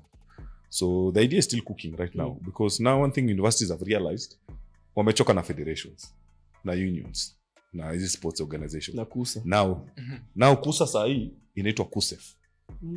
Now it is Kenya University Sports Federation. Now it's a federation on its own. Now it does not need permission. I tried to say. So sponsors love numbers and most sponsors come in because of numbers. Because Jamie alikuwa anasema by the way if we get these students si ndio we can sponsor a whole league. Because tutaenda each university na to offer fiber. Umeona? Lucas Odika kuja on board akasema by the way it makes sense. We can sell all our products here. Coca-Cola said the same thing. We can do 1, 2, 3 things. So these are 3 big sponsors we are looking at who are ready to sponsor university leagues, but not ready to sponsor Kenya Rugby Union tournaments. Na sasa hapo sijui kama mmenigeti. Unanigeti? And you think why is it? It's not because of it's just because of numbers. Hapo ndo saa union inakosea. Wacheki ukiangalia sasa university sides ndo zimeja kwa league, both championship and Kenya Cup. Yeah. They will come on board. Unajua nilireason hiyo design. Hadi nikasema wake tickets 3 so wake flash sale as low as 150. Wakasema 1 so mimi nilipe value ya Simba unaiweka hivyo chini. The Simba haina value. Hawajaenda World Cup, wameenda wapi? Bana kama mjaifika World Cup hamna value. Ni fact tu. So World Rugby wakianza sahi hata ukienda online ukisema unataka kuangalia video ya top teams, haipiti number 20. Na wamestruggle, wamefinya hiyo list. Tunaanza number 20. Maana hatujaona World Cup. Sisi hatuna value. Wakasema ama si African champions. Hiyo ina maana wachezi hapa Kenya sasa tutaonyea. Na huko diaspora, watu wako diaspora wanalipa hiyo do. Na wanajaa. Na World Rugby na make loss. We imagine. So inakwambiaje kuhusu fans? By the way, ulisema huwezi make dough from the game. Huwezi make dough from the game. Lazima udecide. Because ukiona football hata wakati ilikuwa Saudi, si ndio? Ilikuwa Saudi. Hiyo World Cup yao. Qatar. One of the gani? Ilikuwa Qatar, Qatar. 2022, yes. What they did was simple, si ndio? Wale commercialize center moja hivi, si ndio? Where fans wanaweza kaa tu. Where fans wanaweza kuwa rowdy na everything, lakini hawezi toka nje. Ukitoka kwa hii area huwezi kuonekana na pombe nje hii. Sema kwa hii room tuko. Hawezi toka nje hapo kwa na pombe. So pombe yote inauziwa wapi? Mtaa. Hapa. So kama ni kulewa ni kama ni kuzima ni hapa. Because Qatar kwa sababu allow, si ndio? But how do you make money out of it? Because the country does not allow you to move around with alcohol. So how do you make money out of it? Football work with it. Make a section whereby fans can see the game without even going to the stadium. Umeelewa? So mumekiwa jumbotron hapo. Muna watch mechi ukikunywa. Hauhitaji kutoka kwa mahali ya pombe. How much money do you think that avenue made? A lot. Kwanza vile footage exactly. Umeget? Yeah. So if you think about it that way, that kuwa tunataka kufanya rugby more active, more fans, si ndio? You cannot make money at the gate. Okay. Because hii tuko na shida Tico Hub. Wanasema Tico Hub M-ticket. One of those companies ina work tuseme ya pesa, si ndio? Wale nyorosha KRU wanem. Mnashanga ni tickets za miaka ngapi? Unajua mbele unajua? Wanem. Hivyo. So sasa wako na KRU kuna kesi koti wanadai wasa hiyo pesa. Anyway, okay. My question. For a game like Kenya Simba COE na 7 circuit, entrance nafaa kwa ngapi? 3 at most. 300 at most. Acha hata niwakasirishe. Mimi tu kweli watu wapende rugby. Hiyo ni fact. Ni maplayer ndo tunapenda. Ni maplayer na si ndo napenda. Sawa? So mimi nataka kuintroduce mabeshto wangu kwa rugby. Si ndio? Naweza lipia wase wawili. Hiyo ni 600. Haitanichuna. Si ndio?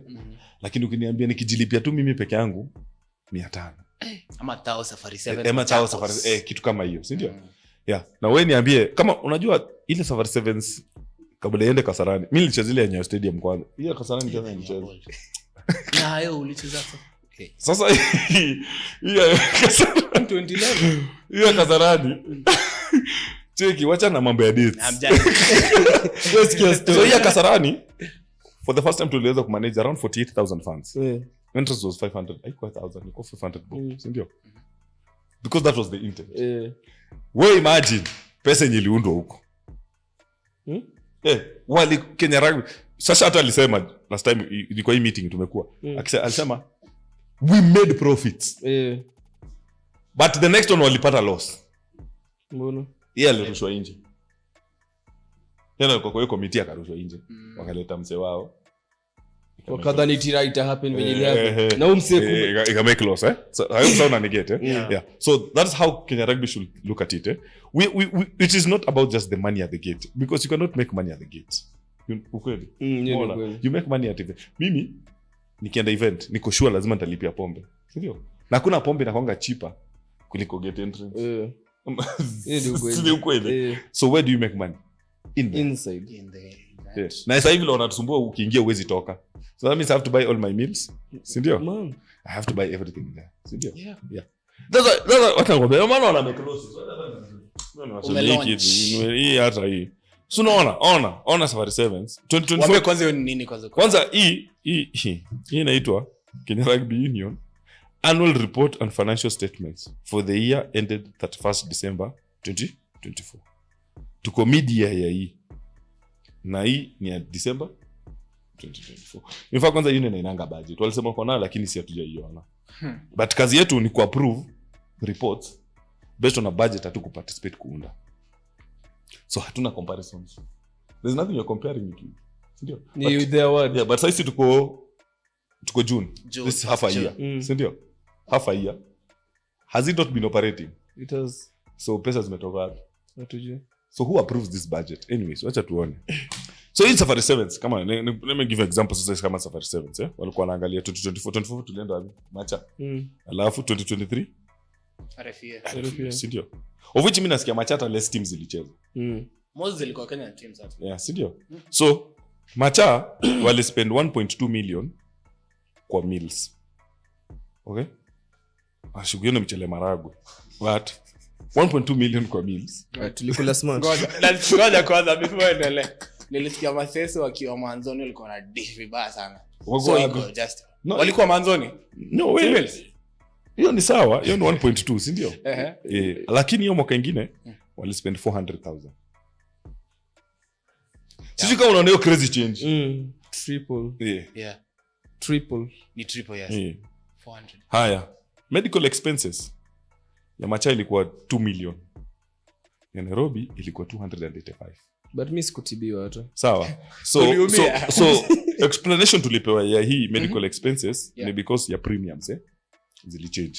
Sijui because ya unajua how insurance works. Premiums change, risk and nini, si ndio? But the question is how are we sure this was the best premiums that we chose? Who are the insurance providers? Was there a competitive process? Or someone just appointed this? Sijui kama unanielewa. So these are the problems we are getting. Umeona? So how do you move from 285 to cover whole tournament to 2 million to cover another tournament? Same tournament. Location to no different. 10 times. Are you telling me assessment ya insurance? Mimi nimework insurance by the way. Na nilikuwa na work legal department. Na kazi yangu ilikuwa kulipa wakora kama hawa. Si ndio? Ndio ilikuwa job yangu. Na nitakushow. If mimi na assess wakati tunafanya kwa assessment inakuanga claims na legal na kwa sure hatuwezi lipa claim kama hiyo. This is hiyo ndio tunataka risk. Uwezi toka 285 to 2 million. Wewe msata tu time insure tena maishani tunamchase na in fact lazima tu provide ya papers vile alifika hiyo 2 million. It is just too extreme, si ndio? Yeah.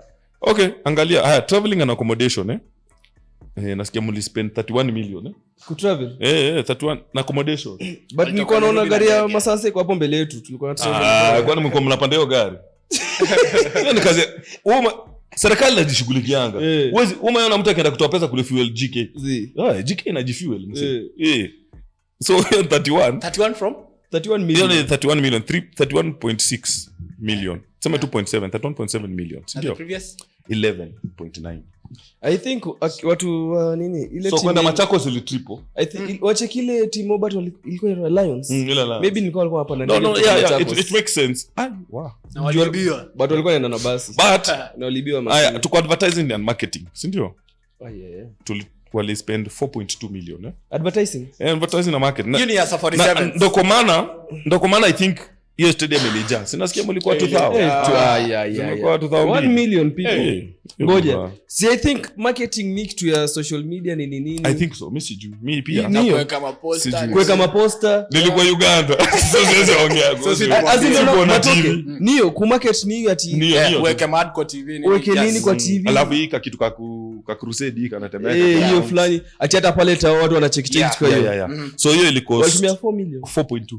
Mimi hata ukinitumia alafu the previous year wali spend 483,000.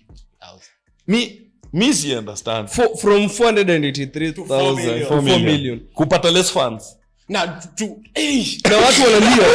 watu wanalia hiyo haiko advertise haiko market ndio nilipia 4M wale nilipa nani ni hivyo sasa so mimi niko hapa kwa cleaning si ndio mimi safi guys sasa mimi niko hapa kwa cleaning Mamafua. So cleaning ni kama msemete labda tosha kits also wataosha stadium si ndio but before niwaambie hiyo figure ningetaka mguess ungeguess ngapi Mamafua ku clean stadium ku make sure kila kitu iko in kwani stadium inatimia wewe guess ungespend how much mimi sema nataka kuibia union nitakuibia nataka unipe quotation yako ya siku ngapi siku tatu wote ngupe tu tatu na nalipa guys wa ushimta nguo za teams rara si nguo za teams hapana ni stadium tu pekee clean stadium tu tuongelea RFA because hapo tunaongelea Machako stadium tu ndio ilikuwa ilikuwa chafu acha sasa basi piga tu hesabu nataka kuaibia acha niwaibie basi acha niombe 500 half a million wewe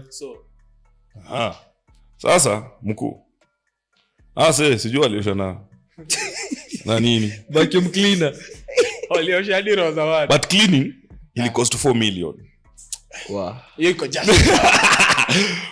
my guys nika tulikuwa tunasha cleaning ili cost 4 million hiyo ni 2024 ile RFA si RFA ili cost 4 million nikuulize kwani ku clean nini na cleaniwa roho za watu hizo sangu zilikuwa na vumbi zilikuwa chafu mzito ndio tuko hapa na the previous year ili cost 865 RFA ku clean tu kokota tu 865 mi wacha nikwambie one of the things that me know procurement ukisecure kitu kama stadium especially since ni public property one thing when you secure the venue it is also guaranteed that kwa cleaning ni county government si yako it can't be your business because when you are renting out the place you rent out the place plus its services okay umeelewa ni kama useme umebook hoteli bed and breakfast alafu asubuhi uende kujipikia bread si unanielewa or urudi usiku uanze kutandika bed sheet unaiona hiyo story so hii ni facility ya county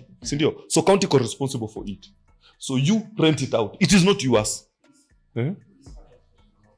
transport 31 million na accommodation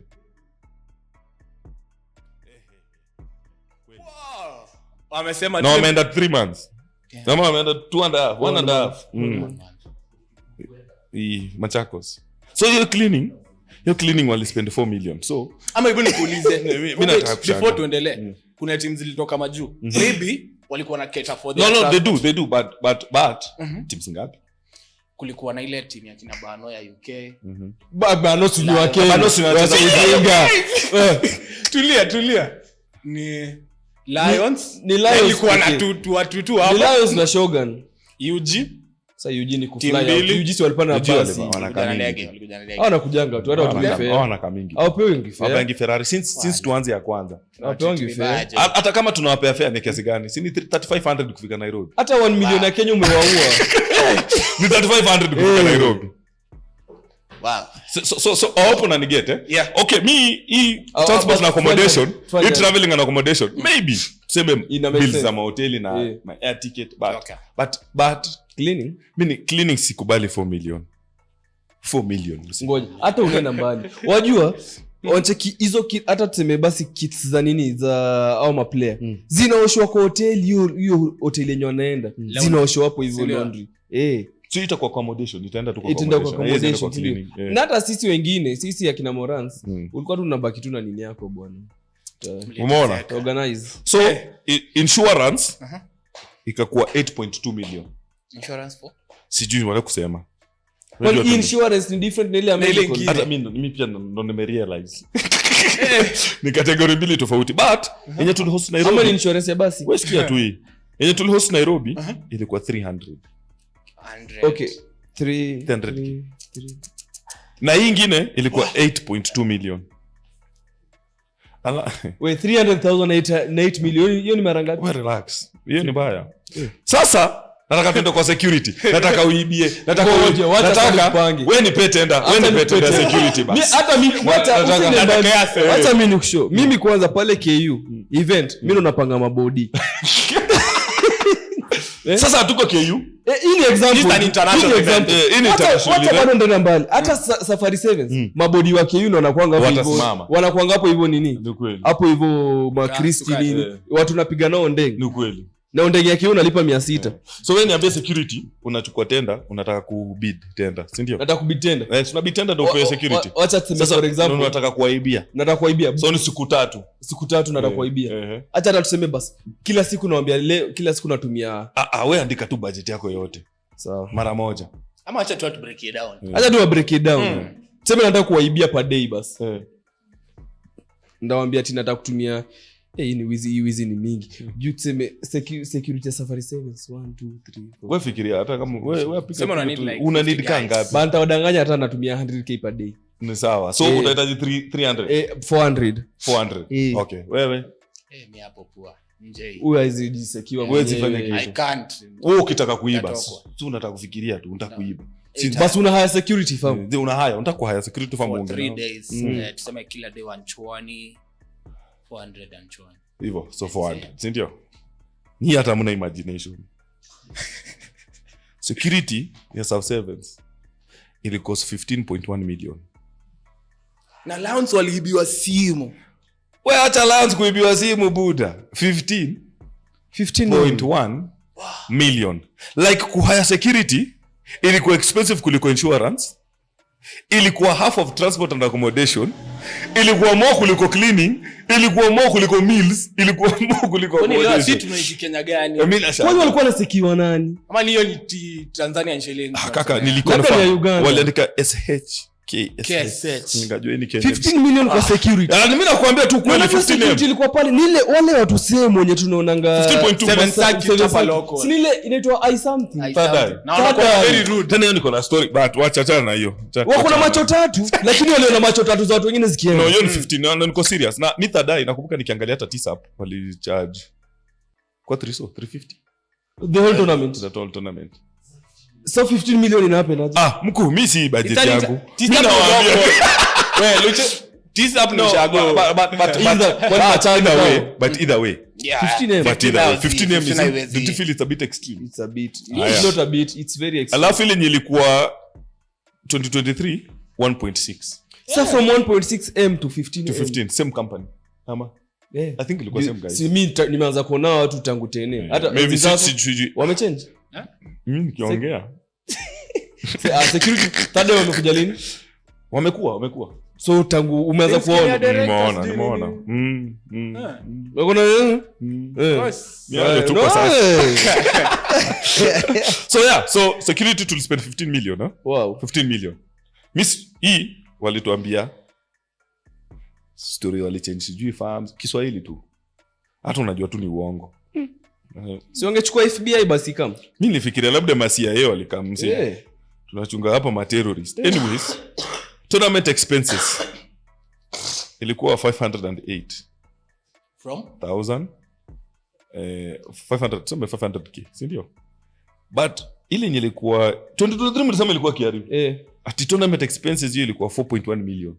Kwani tournament expenses ni? Tulishift out of Nairobi na ikakuwa cheaper. But wakaongeza bei kwa vitu zingine. Unaona hapo walitupiga PE. But kama tournament expense Machakos ni 500k. Nairobi itakuwa 4.1 million. So unacheki hapo ndani ya Union, maybe wameleta makamera. Huyu zenye ziko Machakos. Machakos hapo kuna anything? Hata huko kulikuwa study. Si Evans Bet ndo alikuwa anatoka leo online. Kama nyinyi mliona nani? 2023. Mimi siko na live stream kwingine. Ilikuwa TV47. TV47. Yes. Ndo kapewa 4 point. Ni kama. Union ya gani? Hiyo ni 20. No, Union. Yeah, 2023. Yeah.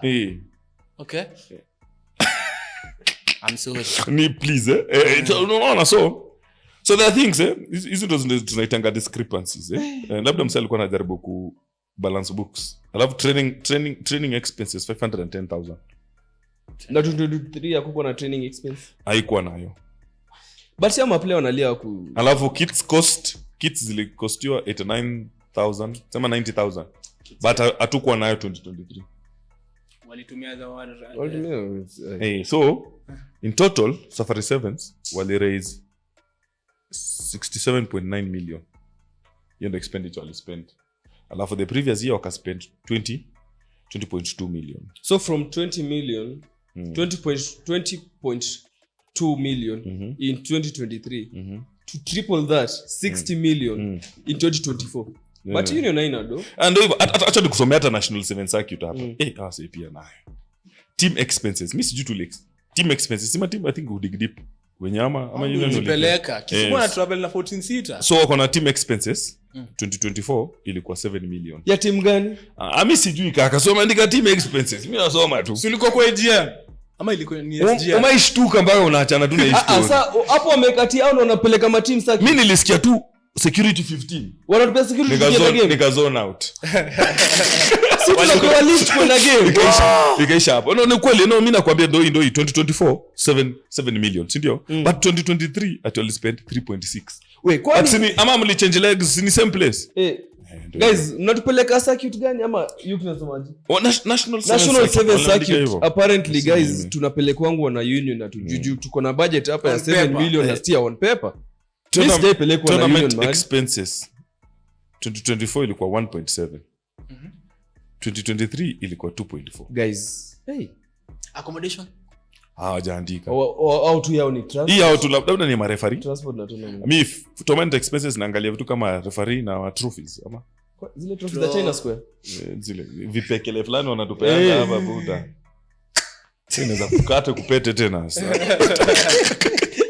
Unajua improve hizo vitu mzee. But I hope sasa una get so these are the things that mimi naambia kuna union so no one ever sits down to go through vitu kama hizi ndio because on 2024 hata kwa women na national team wali spend 35 million women wamecheza na niambie wewe ndio alafu 2023 wakaspend 32 million walienda wapi last year na last kaka mimi si walienda Madagascar ilikuwa hii nyingine I think kwa 2023 walienda Madagascar 2023 walicheza Africa Sevens gani gani tulicheza game mbili Kenya ama moja no last year ndio walicheza against Madagascar. Okay, last year no walicheza home 2023 but kama dem last year ndio wamesema wako analipwa sasa nyinyi mniambie 35 but 35 million imetoka wapi ilitumika aje kwa 35.7 World Rugby High Performance Team support cost yenye World Rugby waliwapea ni 8 million. So World Rugby wapea 8 million total cost. But hao wengine wote ni kama walijitafutia. Yeah, very serious guys. Mimi naambia hii Kenya. Guys, Kenya Cup niko kwa wrong department. Kenya Cup KCA iko 15th national team tu ndio iko hapa. Ambao wanasema wali spend 13 million. Wakienda Uganda. Nimeona kitu ya Elgon Cup hapa. Ndio hiyo. Elgon Cup hapo. Umeona? Kuna hizo za Elgon Cup. Elgon Cup wali spend 6 million. Acha tutuachie. Wali spend 6 million. Hiyo tuachie. Acha tubaki tuna security na madema 35. So ni ngumu 2023 U20 World Rugby wali spend 152. Yes. 8 teams. Mkuu mimi si World Rugby hiyo 2023 under 20 ni World Rugby ilikuwa ina take care of everything. Na Talanta Hela babu na kazi alikuwa anafanya kazi. Tena so wako na U20 World Rugby na U20 Baths. So sijui tofauti. Walijiast zote. Ni vitu zote mbili, si ndio? So Baths walikuwa na 58 million. Yeah. Alafu World Rugby wakaspend 152. Maybe walikuwa mafutani ndio maana. So in total wali spend almost over 200 million. On an 20 tournament. Yeah. So anasema ndo walispend, si ati walipewa hiyo pesa. Si ni expenditure, ni report. Hii ndio walispend. Expenditure. So atujeka yenye Ababu na kazi alitoa. Atujeka yenye World Rugby iliwapea pia. Hiyo naoma. Yeah, so hizi ndio vitu nakwambia unaangalia hii kitu. Unaweza panda na Alsas by the way. Unajua so national team ya Sevens will spend 58 million 2024. 70 the previous I think in the relegation walipigwa 70 wanaenda tu watatu wakaspend 70 yeah bwana zilikuwa to 11 ile ya relegation zilikuwa zote tulienda zote yeah repechage zilikuwa 11 unasema ile si 2023 no sio ndio mwaka tumekuwa relegated I think 2022 ama ilikuwa hiyo ni mwaka tumekuwa relegated 23 alafu 23 24 ndo tukapanga kupanga so si ni 23 na 24 wali spend 70 million. But me okay, hapo naweza maybe kutoka nje ya Kenya ni expensive. No, but hapana World Rugby ina sponsor accommodation and accommodation. So 70 senior wako na sponsor na wako na sponsor na wako na pesa na wako kulipo. Ama ndio kupeleka watu airport. Akaka kitu ni noma. So anyways ukiangalia kitu mta go through your own time. Acha tu. Tajam. Wale wase hawana wanazipata wapi? Zilikuwa zinapeanwa I think kwa chairman. Chairman wako nazo. Sasa chairman. Unajua mimi niliacha kusoma juu ukifika hiyo umri pia dawa ya pressure ni. Guys, yeah. Mimi ara siongei. In fact,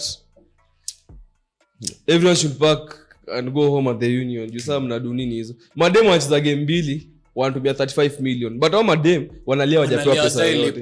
It doesn't make sense. So you know problem maana nimwambia my guys we even if they give you this report and maybe this report is right, maybe let's work on a maybe, sindio? But where was the budget so that you substantiate this? You understand? And it becomes a problem because accountability, one of the things we were speaking about yesterday, tulikuwa tunaongea kuhusu hii mambo ya GME, was one of the proposals that is going to go through. We are going to change who's auditing our accounts. We need a new company. So apparently your company imekuwa around since 2010. Wana auditera? Sijui mimi nasikia hata jana ndo nilisikia tukasema unakuja na same people kwanza 2010. Ni muhimu. Sio ni wizi. Ni muhimu. Wewe ndio unajua hesabu. Anajua hesabu. Patea. So okay, so you only find out for that long So one of the things I like about what they said there, see everything ilikuwa negative huko by the way. Yeah, that was a very good positive thing. So walitumia akili hapo.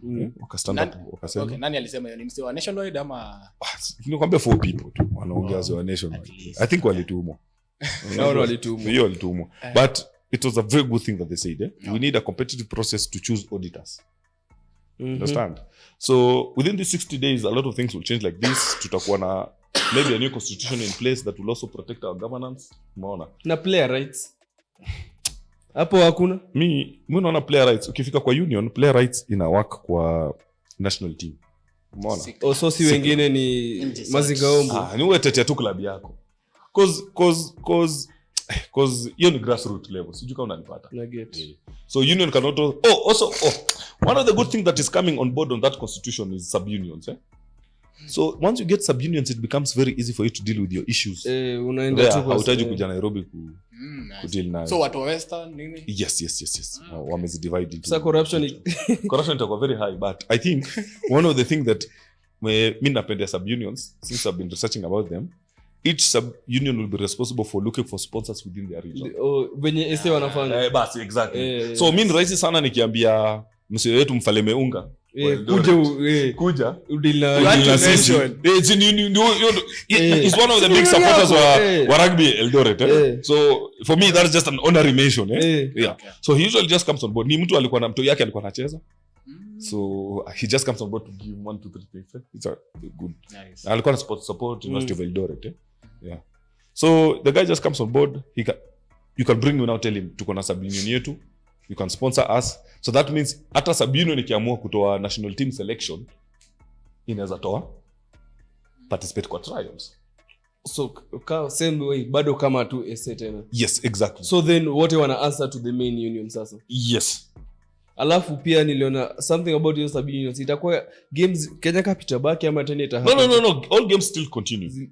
Zina go through. But now the thing is sub-unions will be responsible for developing game within their own regions. But ngoja the implementation itakuwa unajua tumekonga na ideas. Yeah. And I think that is also another thing nataka kuangalia because I can see there was a sub-unions but I didn't see how it's going to be implemented. Yeah. Because for me that's how I think it will happen. The union gets development money gets sent to the sub-unions. Okay? So the sub-unions decide how they govern themselves the money. More or less like how devolution in a work. It happen in that do inatoka huko na kulwa huko. Alafu tena wanakula alafu it happen. But sasa swali ni tutadu nini ku safeguard? Yes. You understand? It still comes down to teams. Comes down to players because players wa your sub-union don't select members wa your sub-union. True or false? True. Yeah. But chairman anapaswa kutoka Kenya Cup for me. At least kuna hapo, si ndio? And then the rest can come from. I don't know how many people sub-union watakuwa na offer. The earlier proposal I had was 3. You get it? So I don't know. So at least this helps us manage our own union. So you see kila kitu union hatuna mipira. Union hatuna no, you can go to your sub-union, you're like, hey, you're given development money, why don't we have balls? But then again at the same time it's the worst idea. No, it is good because it's good if done right. Yeah, I understand what you say, but you see the thing is we're always very skeptical about things, you know. And the idea is good. How we manage it is another thing altogether. Sindio? But let the idea be there. Okay. Sindio? So that we know how to manage it. Ni kama tu devolution vile ilianza. Sindio? Kwetu Vigo walikula pesa yote. Sasa bado tuko na mawe tu. Hatuna buildings. Huko ndio Thamos ya chai ilikuwa 7 million. Okay, anyway. So anyways, hiyo ndio situation nataka kusema. Yeah. It will just work the same way. Good proposal, but also it will just come down to how us work it as athletes. Sindio? Sindio tunawapoint us. Sindio tunapea chairman, sindio tunapea powers. So it will come down to that. Salale. Umatosha kama sasa ama you need more preaching. Me kana zendelea ku preach. Mimi nataka hapo kwa security niongeze 2 guns niingie hapo kwa security nikuleyo. Mazeju ni mingi. Obama alikaa kwa clinic. Labda Obama alikuwa huko na tujui. Alikuwa disguise kama Murko ndio ni mob. Ama ilikuwa ya Mike Friday. Huwezi justify. Asijua aliimport maumbo, hatuna maumbo enough Kenya. Wewe ndio maumbo. Wacha watu wachane hii union sasa at this point. Mtu atafika hapa kwa hii video aje mtu atupe simu yake huko. Enaje uvunje television. Talking about Kenya bado. Kumekuwa na change of management pale hivyo KCB. Trophyless team. Arsenal ya Kenya. So KCB. After Kolago ameenda wakaamua kupatia Olishe head coach. Wakampatia backs coach Darwin. Forwards coach anaitwaje prop. Curtis alikuwa something else. Alikuwa skills coach. Sorry. Prop skills coach. Continue. Are we together? Sio skills coach. Tuendelee basi. Forwards coach ni Mwanje. TM Amolo assistant Sunlight. Nani nimeacha nje? So even ndo wakachange everybody. SNC ya Monde, assistant wake mtu fulani ametoka Mombasa, sijui jina yake. Mombasa gani? Wengine ametoka hapa Maseno hapo. Ndio another problem na union. Kuna strength and conditioning coach sasa wa KCB ni RDO Nyanza. Nani Amonde? Hapana. Huwa Maseno. Huwa Maseno. Sasa yako KCB anaonaje vitu zinazosema kwa KCB I mean ako KCB sasa hivi. How?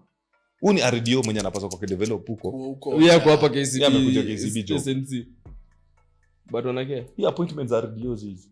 Hizo RDO ndio alikuwa sema ziwa wamepewa zao. Inakuanga voting ama ni appointment. I don't understand. Wali appointiwa. Walisema wana look into it but mimi nimeona common theme ni wase wa most. Watu wa most ndio wengi. Sijui kama kwani uko wanafanya wanasoma nini? Director development nani? Haya. Anafanya wapi? Ni professor ama daktari? Daktari. Anafanya wapi? Ni daktari lakini si alikuwa fake. Ako kiaje? Na ako most no most bas. Product yani. Tuachie hapo. Daktari kutoka most. Ushaisikia hivyo? For me, for me ukiniuliza, the RDO has system has really failed Kenya Rugby. And it's why RDO anaweza toka penye yako aende pale. Anyways tuko KCB. So yeah, so no ina work. KCB for me ukiniuliza. Wewe umeonanisha kikochi wapi before KCB? Alikuwa KCB ka line out coach. Na Hillcrest. No. Kama coach. Kenton. Unajua mimi na midingizi ma line out manini hizo ni skills. Ndio? Kama coach. Kenton ni nini? High college. International school. International. Wameachi. Wanashinda international. Walipiga RBA. So, hiyo ndo same first question unapaswa ujiulize. Darwin amecoach wapi before? Alikuwa retire. Bas. So watu wanaita Machesko. Mimi sijawaita. Walicoach wapi before? Mimi sijawaita. I think the only person hapo ni Deno, si ndio? Deno alikuwa more experienced. So for me, this is one of the biggest problem we do as teams. We assume good players are good coaches. Nilisikia good players never make good coaches. No, it's ukweli but to a very big extent it does make sense. I don't believe not all players can become coaches. Because the number one fundamental thing about being a coach is human skills. One. if you don't ace this hata uko na knowledge Inapigwa hatuta kuchenga. accept hiyo kwanza Inapigwa ni- watu hatuta chenga. accept kama Tuseme tu any leadership position nataka uko na human human skills because even if you have content if I don't like you I don't like how you talk to me your content haitaingia sometimes mtu anakuambianga ukweli si ndio But venye anaisema- anakwambia matoke una waste do vile anaisema ndio inakasirisha si ati kitu anasema Hata ni usikii. uongo lakini hautasikia Okay. umeget so one of the biggest problem for me KCB is the top tier now this is tier 1 rugby si ndio none of the people who you are trusting the team with have coached tier 1 rugby they've just played na kuna level gani no wasio wako na tu but hiyo ni masomo kuna masomo na kuna application si ndio Mama kidogo. even though level 2 tests application si ndio the only way you become a good coach is through experience bas before tuendelea kuna mtu alikuwa ananiambia ama ni msali kwa suggest before msee apatiwe level 2 Kenya ama msee a coach team yote ya Kenya Cup anafaa kwanza international Ama coach hata team high ya school. national au fikishe playoffs ama wafikishe yeah championship it is true ndio sasa kuja kwetu no mimi na agree na wewe kwa sababu let me tell you what and that's what I'm saying that's the biggest problem we are doing with our clubs we believe good players can become good coaches but you're only as good as the how many games you have coached you understand because for me I think after my injury that's when I transition to especially into more to coaching man this is a very different beast see same you cannot look at it with the eye of when I was a player you understand things get very technical they are not now practical unajua as a player ni practical masesi toy ball tumsi ya bebe pale mimi najua job yangu ni kubeba wewe unajua job yako ni pass but mimi kama Chesco lazima ni understand nini na try ku achieve from the actions understand na hiyo ndio technicality you only learn how good it is when you have been coaching it umeona so the number one thing hata kufanya level 2 anakulizanga what is your coaching philosophy si ndio lazima uko na philosophy yako what kind of a coach are you this is a defensive coach unasikia anasema huyu ni defensive coach huyu ni attacking coach huyu ni wanini kwa football ni iko very common si ndio but in rugby we really take it very lightly si ndio so Olisha top tier chini ade coach Dawi chini si ndio sai wewe usema unataka kuwa Chesco unaweza coach mtoto wa blood mzee kama vile alimenta wa moto to SMC understand tank ni guji hiki ni daktari by the way doctor He's a doctor. so ni guji hivi tu so one of his things coach these people through it you can see the difference so umementa umse Kolago it took him time before I hit the ground running actually, because after yeye ni Queens alafu Nakuru alafu ndo sasa KCB almost 6-5 years in kubuild team si ndio but remember you also started coaching before umeelewa Makes sense. so it made him sense that by the time he was taking over now KCB was now dominated Ndo alishikilia. ndo alishikilia si ndio these things don't happen by accident same way umeappoint Olishe leo una expect kesho kuleta Kenya Cup Kabras ni nani?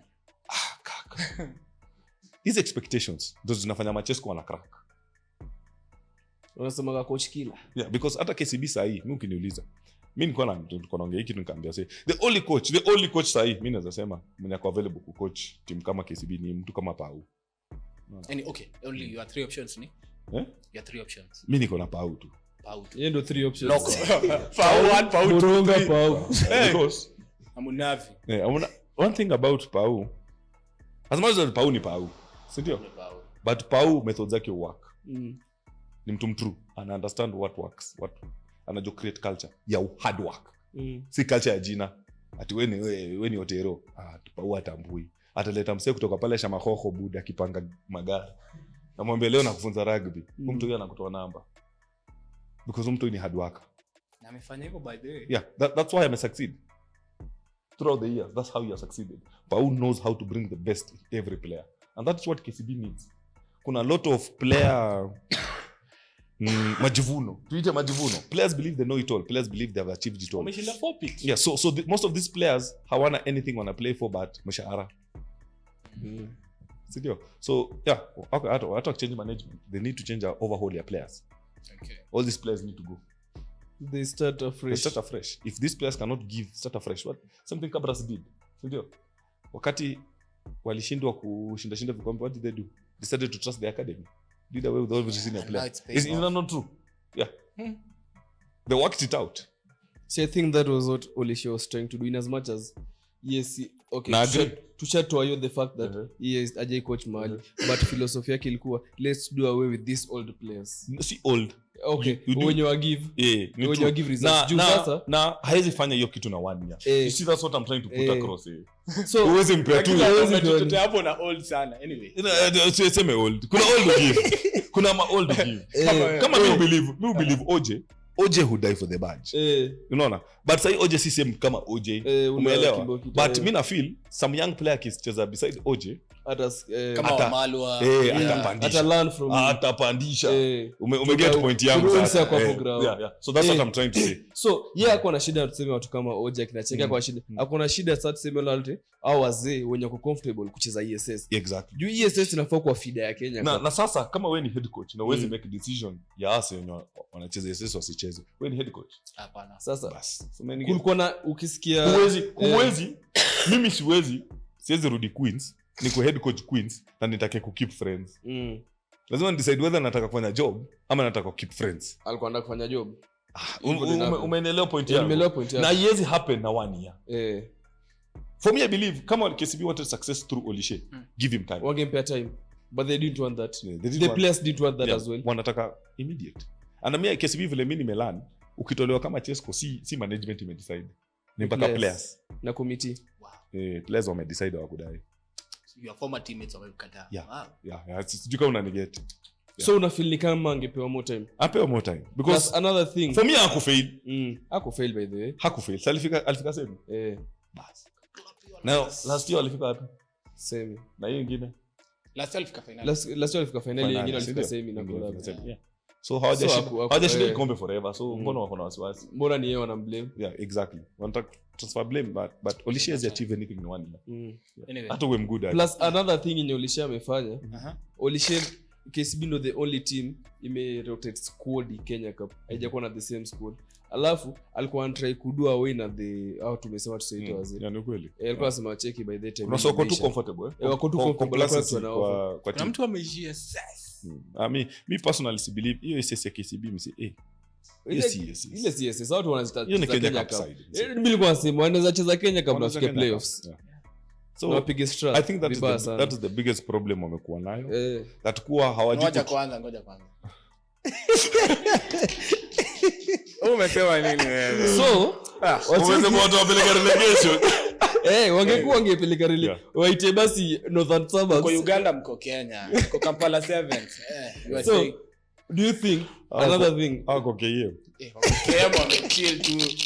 Do you think Olishe in as much as okay akuwa nini ana hiyo coaching skills plus nini, do you think angekuwa na a coaching team different inge make a difference? To me I believe it would have, because a new coach with a new life, with a new experience, ni coach mwenye lazima umpe time lazima bring philosophy zake. So si ati ana coaching skills ako nayo, but hana yo coaching experience. Umeona, bringing him in a boiler room and telling him he must win trophies, at some point he'll have to forgo his own philosophies to keep team. Umeelewa sasa? Naelewa. So inakuwa ngumu sana pia mimi kuingia club iko na mautero na nataka kudua wewe na wase, sio atakuleta wase wa good wenye watafanya same job wenye wanafanya, lakini sina time ya kufunza wase new players what I want. So what do I do? Continue relying on these other guys. Okay. Na Queens? Achana Queens. Queens noma. Queens isha happen. So wamepewa zito job. No. By the way, no, Queens. It's hard to know. Me of all clubs were then my Chelsea. Queens was one of the most weird ones. Weird. It was weird. You know, I remember our first time Queens tukicheza hiyo season, wasenyo walikuwa Queens waliboycott sisi wenye tumekuja wapi. Nakumbuka. Umekumbuka? Ilikuwa same season na Mtsame. Same season. Ati sisi tumekuja. So Chesco na concentrate na sisi ana neglect. So Queens problem ya Queens ni culture. Hawana culture. No, culture ni mbaya. Kuna culture. Unajua Culture culture iko. Culture ni mbaya. For me I think Queens. Sawa wameleta Patrice. So, Patrice pia lack of coaching skills sana, si ndio? Aja coach any top tier. Si ndio? So most likely he may experience the same problems that all other young coaches are experiencing. Si ndio? The question is, will they give him time? Yeah. Also, at the same time, like I told you, player undermining coaches. It's something that might actually happen in Kenya Harlequins. Umeona? These are things I hope I'll sit down, akaiona, and he will find a way to deal with it. Because Patrice can coach very well. Umeona? And you take bench yako nayo kina Saimo na kina Niko na wazito. Ni wazito. Waza coach. You know that minimum work also under Saimo. Najua. Umeelewa? Sasa mimi nasema take bench wako nayo. Wachezaji sasa. But unajua wana pressure so hawajafika sehemu hiyo. No. Inaweza kuwa hawana pressure but nini lifutwa pa au basi? Kama hawana pressure. Performance. Ni notice. Mimi nashukuru notice. Hiyo kupigwa na notice hiyo. Maralde. But watu upigwa. Notice karibu ipige. Notice yenye karibu ipige kabla. Sasa mbona usipige kwa sisi? Hata tuko home. Nani alikwambia uwanja ucheza? In fact me rugby siamini kuna konga na home advantage. Iko mechi za blood wewe. Na si kwa sababu tu mafans nyinyi mnakubalia vitu zingi. Mimi sijai lose blood. Wanakuanga chini. Ni lose game moja. Nikicheza na Impala. Uzuri ile nye dango aliref. Oh yeah, that one. Wale tunyorosha. Comeback 2017. Look bad. 2018. No, it look bad. Ilikuwa 2018. It look bad. Hiyo ile look bad. Club wana student. Hapana, decision making yetu pia. Tunaambia msendea 3. Sasa lazima tuwapige. Impala time. What time Impala time tuna show up. Ile look bad by. Second half 0 points from your side. Anyway. Guys, hii story nikaa itaisha leo. Unajua Waluya upenda kuongea sana. So tutamleta tena episode nyingine atumalize hii story maze. But kama utakuwa umefika hadi hapa maze, I think utakuwa umejam na utaimplement vitu zenye tumesema kwa hii episode. It's very sad whatever is happening in Kenya. It's a sad state of affairs maze, whatever. Kizungu ni ngumu. Wow. Kitu ina happen by the way ni sad guys. Ni mbaya. Inaleta huzuni moyoni. Najua kila mtu si perfect. But tujaribu guys. Union, atu attack but muwork. But your board by the way. Mwishe tu mtaji sasa. Mmekuwa hapo kuanzia matoke yazaliwa hadi sasa. But no results. Tangu boya kwa youth. Sasa amezeeka. No results. Guys, tujam hata sisi. At this point tumejam. Na kwa nini wewe tu report? Report. Final remarks guys. Matoke. Mimi atajam. Mimi nataka kuongeza 2 guns guys wa security, but guys especially to my fellow fans to stand up to our rights. Ni a very long time nimekuwa hapa KRU tunaona. Ni long time wewe vitu kama hizi stories za kublockiwa nimeona wase wengi actually this week nimeona like 5 guys wakisema watu wameblockiwa. Kwa wale wajablockiwa to stand up for those guys wenye wamekuwa blocked maze. Alafu kwa wasa wana report Rogue Rugby IG. Sijui shida yenu ni gani, sijui mnatumia akili gani. Fanya poa mazee. Maombile. Mzee, maliza. Mimi ni simple. Kama hii report yenye tumesoma hii financial na haiwezi kujamisha. Wewe ndio uko na shida. Mnataka kupigana na finance bibi. Na finances zetu zenyewe hapo zinatunyorosha zinatuua. Unajua one of the biggest problem that I'm finding out is there's a lot of problems in federations, and me personally na look forward at some point in my career ningetaka kuwa director of rugby. You understand? Na siwezi taka kuwa kana so impunity hivi. So nikiacha hii culture iendelee, inamaanisha tutabreed the next generation of impunities. Exactly. Si ndio? So me personally mimi na advice hii. Kama mtapigania, mimi nitawapigania basi. Kama nyinyi hamtaki kufight, because mimi sasa by the way namaliza rugby career yangu. Na wakinifukuza huku nitaenda kwa national team ya Uganda. Babakisha tu miaka 2 ni moja hata. Niko na mwaka moja. But still mimi sidai. Napenda MTH. Na Kenya Rugby at some point mimi sidhani kama at some point najua nitakuwa na watu hii. Nastaki wapate hii system. Jua kipata hii system sijui nani nitablame. juu watakuwa niuliza mzazi ulicheza miaka forever huku learn anything ya kuchange. So mimi hiyo ndo kitu lazima tu fight na najua union watafeel vibaya nimesema hivi tu, but truthfully manzi nini watu incompetent dunia. Tukiandika incompetency inaanza na capital KRU Kenya Rugby Union mnaandika hiyo vitu zingine, because mimi for a long time nilikuwa frustrated as a player, unaona. I don't think nikienda into my coaching union should be the next thing me na feel frustrated about. Neither should I feel like the next generation must be frustrated about the same people. So still ina go back to players, still ina go back to fans. Ni lini tutasema imetosha? Ni lini? When is enough? Shukisha. Unaanza when is enough? Mnataka kuona nini ndo mjue hii union iko na problem? Mnataka kuona nini ndo mwambie chairman wenu wanatuuza? Mnataka nini? Ni nini tunataka kushowiwa kama hataki kulearn sasa?